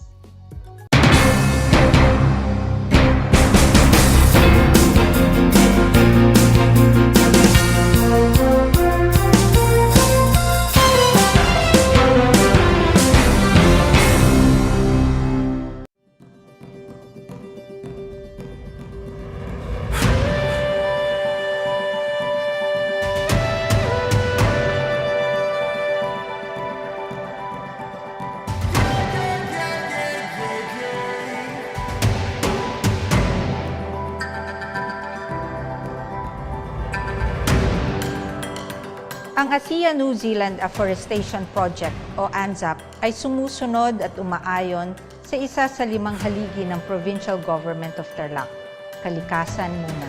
Although Tarlac is landlocked, the province is teeming with natural resources and beauty, and we TarlakHenyos are the stewards of this bounty.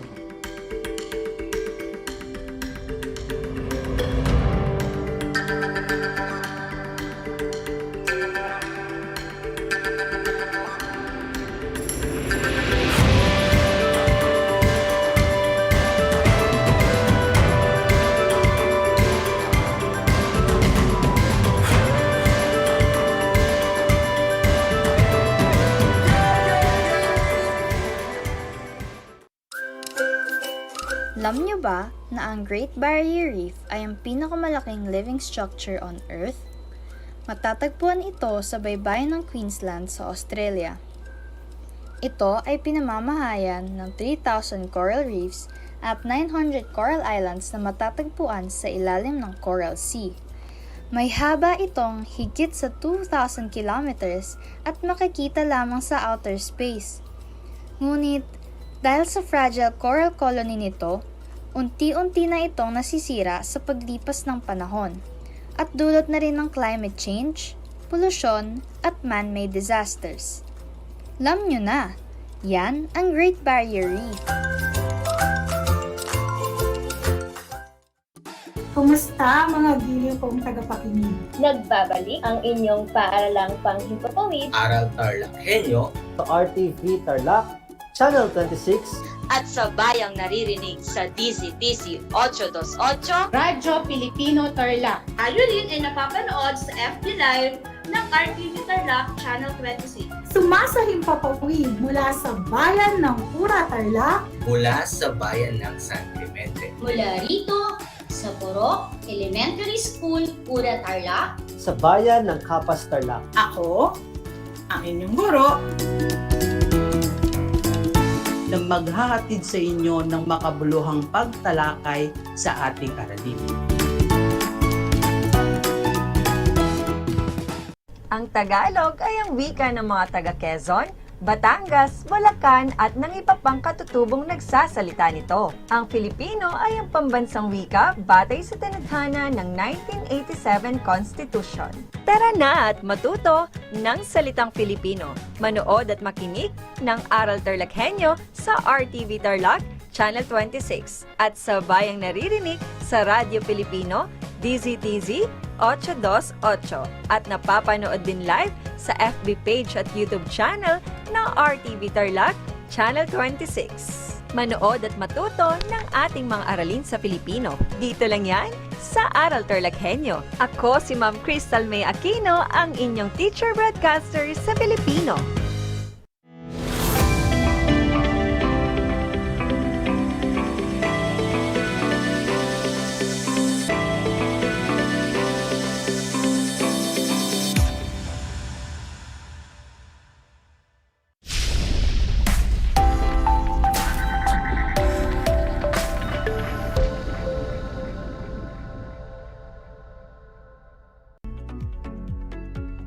Magandang araw mga bata! Kumusta na kayo? Lalong-lalo na sa mga mag-aaral ng ikalimang baitang na nanonood at nakikinig sa araw na ito. Sumasa inyo ang Aral TarlakHenyo mula sa RTV Tarlac, Channel 26 at sa bayang naririnig sa DZTC 828. Radyo Pilipino Tarlac. Ako po si Jalyn B. Dalida, ang inyong teacher broadcaster para sa asignaturang Filipino, ikalimang baitang.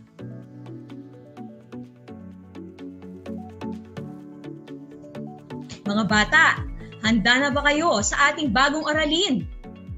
Pero bago iyon, kailangang ihanda muna natin ang ating mga learners module, activity sheet, ang inyong papel, at pansulat. Handa na ba ang mga ito? Mabuti naman kung ganun. Siguraduhin din na nasa komportableng lugar kayo at maayos na naririnig ang ating broadcast. Kumusta na kayo? Kumain na ba kayo?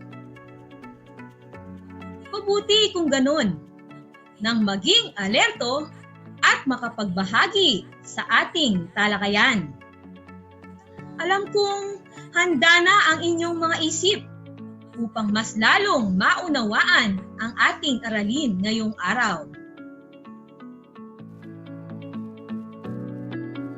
Ang ating aralin sa araw na ito ay tungkol sa paksang pagpapahayag ng sariling opinyon o reaksyon sa isang napakinggang balita, issue, o usapan.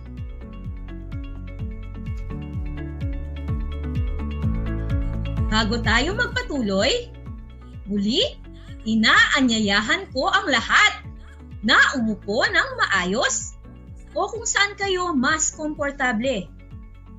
O, ang ilan sa inyo ay hindi pa kumikilos. Kilos na! At makiisa sa ating talakayan. Meron akong ikukwento sa inyo. Ang nais ko ay makinig kayong mabuti. Kunin ang inyong papel at panulat at ilista ang mga mahalagang detalye. Handa na ba kayo? Ang pamagat ng ating kwento ay Ang Magkaibigan. Isang araw, nagkita ang magkaibigang sina Bembem at Jekjek. Sa kanilang pagkukwentuhan ay napagkasunduan nilang sumali sa isang pabilisan ng pagtakbo. Kaya, masayang naglakad ang magkaibigan habang pinag-uusapan nila ang kanilang naisipang pagsali rito. Pumunta sila kung saan idaraos ang karera upang magpalista. Pagkatapos ay dali-dali silang nagpunta sa linya kung saan magsisimula ang karera. Nang marinig nila ang hudyat, ay mabilis na tumakbo ang dalawa. Pabilis ng pabilis ang kanilang takbo hanggang makalahati nila ang daan na kanilang tatakbuhan. Nangunguna sa karera sina Bembem at Jekjek. Halos abot kamay na nila ang finish line. Ngunit, sa di sinasadyang pangyayari, ay nadapa si Bembem. Nakita ito ni Jekjek na nadapa si Bembem. Nagdalawang isip siya kung tutulungan niya si Bembem. Halos malapit na sila sa finish line. Alam niyo ba ang ginawa ni Jekjek? Tumigil siya sa pagtakbo at pinuntahan niya si Bembem at tinulungan niya ito. Nang makatayo na si Bembem, sabay silang tumakbo at tinapos ang karera. Mga bata, nagustuhan niyo ba ang ating kwento? Mabuti naman kung ganun. Meron akong inihandang katanungan sa inyo. Sasagutan. Para sa inyong mga kasagutan, ay maaari kayong mag-text sa aking number na 0943-431-7515. At pwede rin kayong mag-message sa ating FB Live. Laging tandaan na kayo ay naririnig sa DZTC 828 Radyo Filipino Tarlac at napapanood sa RTV Tarlac Channel 26. Kaya, ihanda na ang cellphone at mag-text na.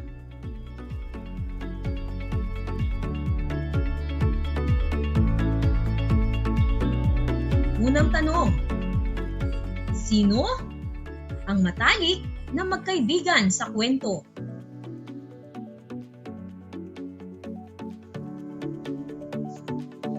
May nabasa akong text mula kay Daniela Viel Jacobe. Ang sagot niya ay, ang dalawang magkaibigan ko sa kwento ay sina Bembem at Jekjek. Tama! Ikalawang tanong. Ano ang paligsahan na sinalihan nila?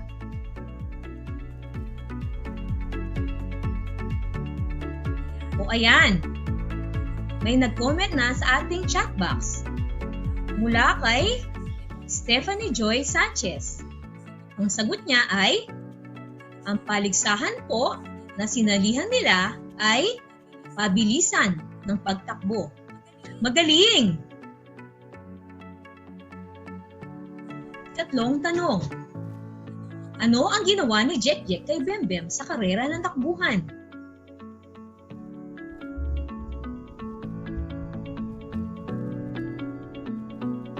Kung ang inyong sagot ay, nang madapa po si Bembem, tinulungan siya ni Jekjek na tumayo at sabay nilang tinapos ang karera. Tama!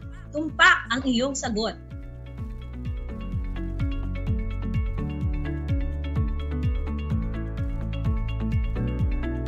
Ikaapat na tanong.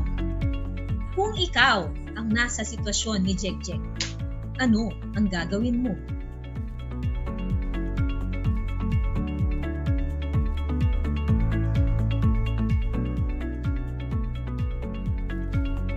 Tama ang iyong sagot kung tutulungan nyo si Bembem gayang ginawa ni Jekjek kasi kaibigan nyo siya. Magaling!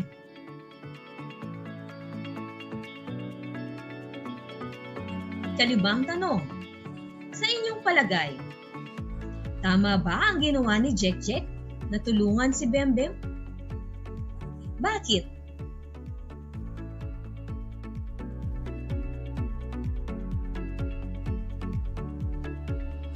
Ang sagot ni Angel Samuel Fernandez sa kanyang text ay, opo, tama po ang ginawa ni Jekjek sapagkat mas mahalaga po ang kaibigan kaysa sa premyo. Sapagkat napaka-importante po ng kaibigan dahil lagi po silang nandyan. Magaling!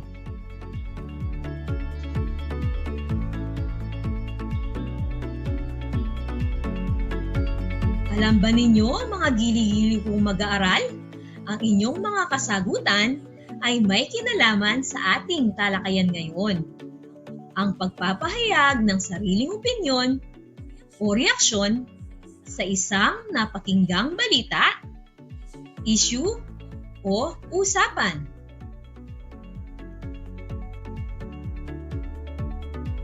Ang opinyon na tinatawag ding kuro-kuro ay ang iyong sariling pananaw tungkol sa mga bagay-bagay o pangyayari.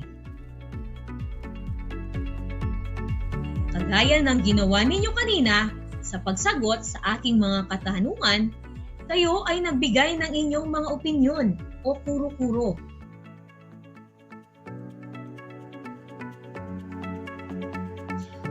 Pagtukoy ng mga pangyayaring nasaksihan o naobserbahan at pagbabahagi ng sariling opinyon o reaksyon.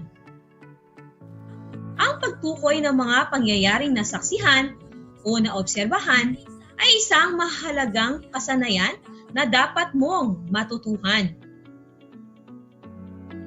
Sa pamamagitan nito, mahihikayat ka na maging mapanuri sa iyong paligid at unawain ang mga sitwasyong nagaganap. Tulad halimbawa ng COVID-19, kailangan natin unawain at itindihin ang mga pag-iingat na ipinatutupad ng ating gobyerno. Kung bakit bawal lumabas ang mga bata na may edad 14 pababa. Ikalawa, magkakaroon ka ng kamalayan sa mga tunay na pangyayaring nagaganap sa lipunan na iyong kinabibilangan. Kailangan nating magkaroon ng kamalayan sa mga pangyayaring nagaganap sa ating lipunan para tayo ay makapaghanda anuman ang dumating na pagsubok.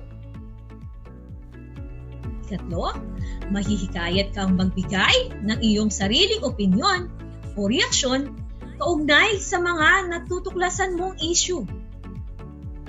Gaya ng bakuna na pinag-aaralan at hinahanapan ng solusyon ng ating gobyerno para protektahan ang bawat mamamayan. Kaya naman, patuloy silang naghahanap ng mas mabisang bakuna para suguin itong sakit na COVID-19.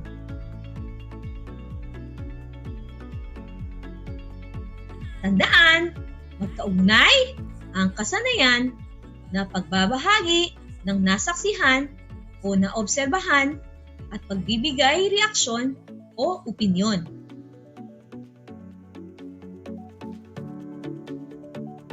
Laging tandaan na hindi masama ang magbahagi ng opinyon o reaksyon sa nasaksihan o naobserbahan. Laging tandaan na maging magalang sa pagbabahagi at pakikipag-usap sa anumang oras. Para malaman ko kung lubusan ninyong naunawaan ang ating talakayan, mayroon akong ipapagawa sa inyo. Narito ang panuto. Pag-aralang mabuti ang sumusunod. Magbigay ng inyong sariling opinyon o reaksyon sa sitwasyon o pangyayari sa bawat larawan.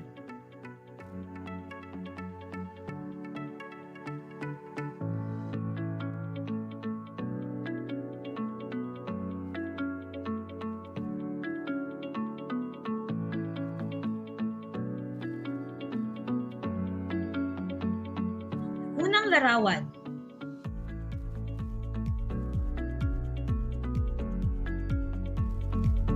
May nabasa ako dito, galing kay Maria Teresa Mejia. Ang sabi niya, nagpapakita po ito ng dalawang batang nagdarasal. Ito po ay nagpapahiwatig na huwag po nating kalimutang magdasal, lalo na ngayong panahon ng pandemya. At sa pagdarasal, lahat po ng pagsubok ay ating malalampasan. Tama ang iyong sagot. Ano naman ang opinion mo o reaksyon sa susunod na larawan?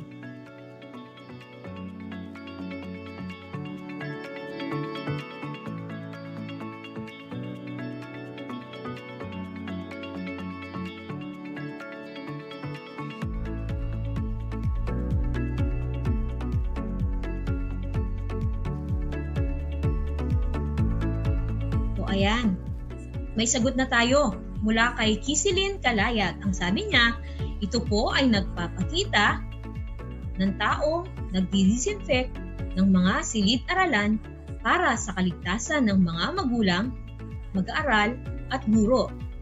Magaling! Tama ang iyong sagot. Ang susunod na larawan naman, ano ang reaksyon o opinion nyo sa larawang ito?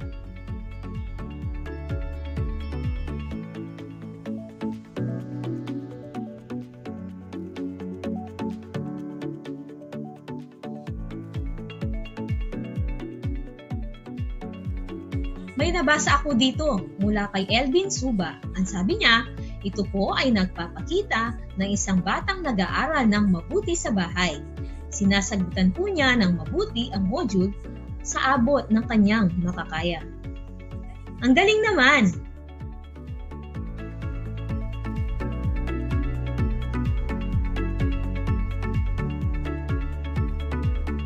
Ang gagaling naman ng mga mag-aaral na nakatutok sa atin ngayon. Palakpakan naman ninyo ang inyong sarili. Yay! Ayos pa ba kayo? Alam kong sabik na sabik pa kayong makinig sa akin. Para sa ikalawang gawain, isulat ang inyong opinyon o reaksyon sa larawang inyong nakita.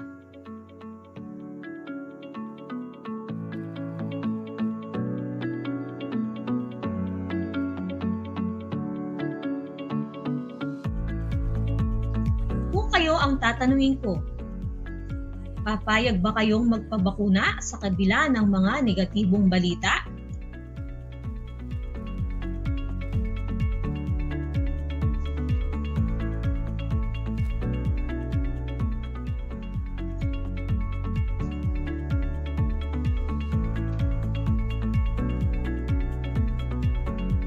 Type ang inyong sagot sa ating chat box.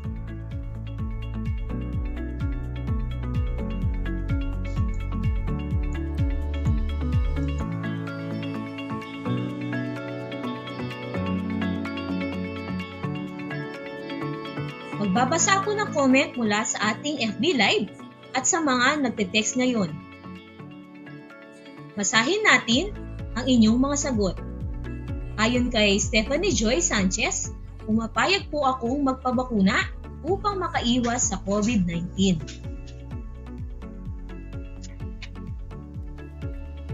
Mula naman kay Dino Estrado, ito ang kanyang opinyon. Opo, pumayag po ako na magpabakuna para daw po iyon sa aking proteksyon laban sa COVID-19.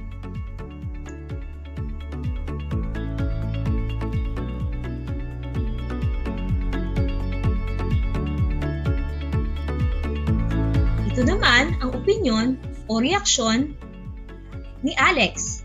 Hindi pa po ako magpapabakuna dahil ayaw pa po ng nanay at tatay ko. Ayan! Mukhang lubusang naintindihan na ninyo ang ating talakayan ngayong araw. Tandaan mga bata, walang masama sa pagbibigay ng opinyon o reaksyon. Basta, lagi lamang maging magalang sa pagbibigay ng mga ito.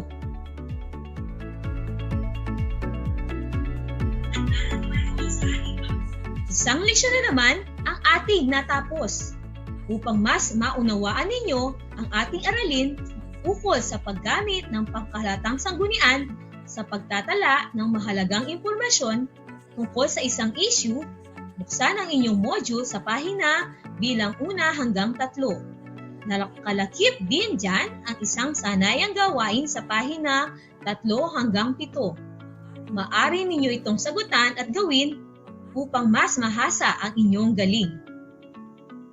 Para naman sa inyong karagdagang katanungan, maaari ninyong ipadala ang inyong mensahe sa aking Facebook account o kaya ay magpadala ng text messages sa inyong mga guro. Tiyak naman na sasagutin nila kayo dahil mas matututukan kayo ng inyong guro sa Filipino.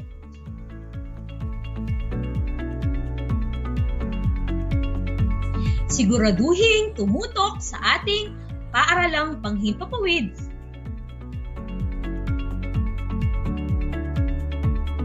Tuwing Martes at Biyernes, ganap na 12 ng hapon. Hanggang sa muli, ako si Jaline B. Dalida, ang iyong guro sa Filipino, ikalimang baitang. Laging tandaan, mag-aral ng mabuti. Ito ang susi natin tungo sa isang masaganang bukas. Laging tandaan ang #abakada. Ako, Bibo, kasi dapat. Paalam!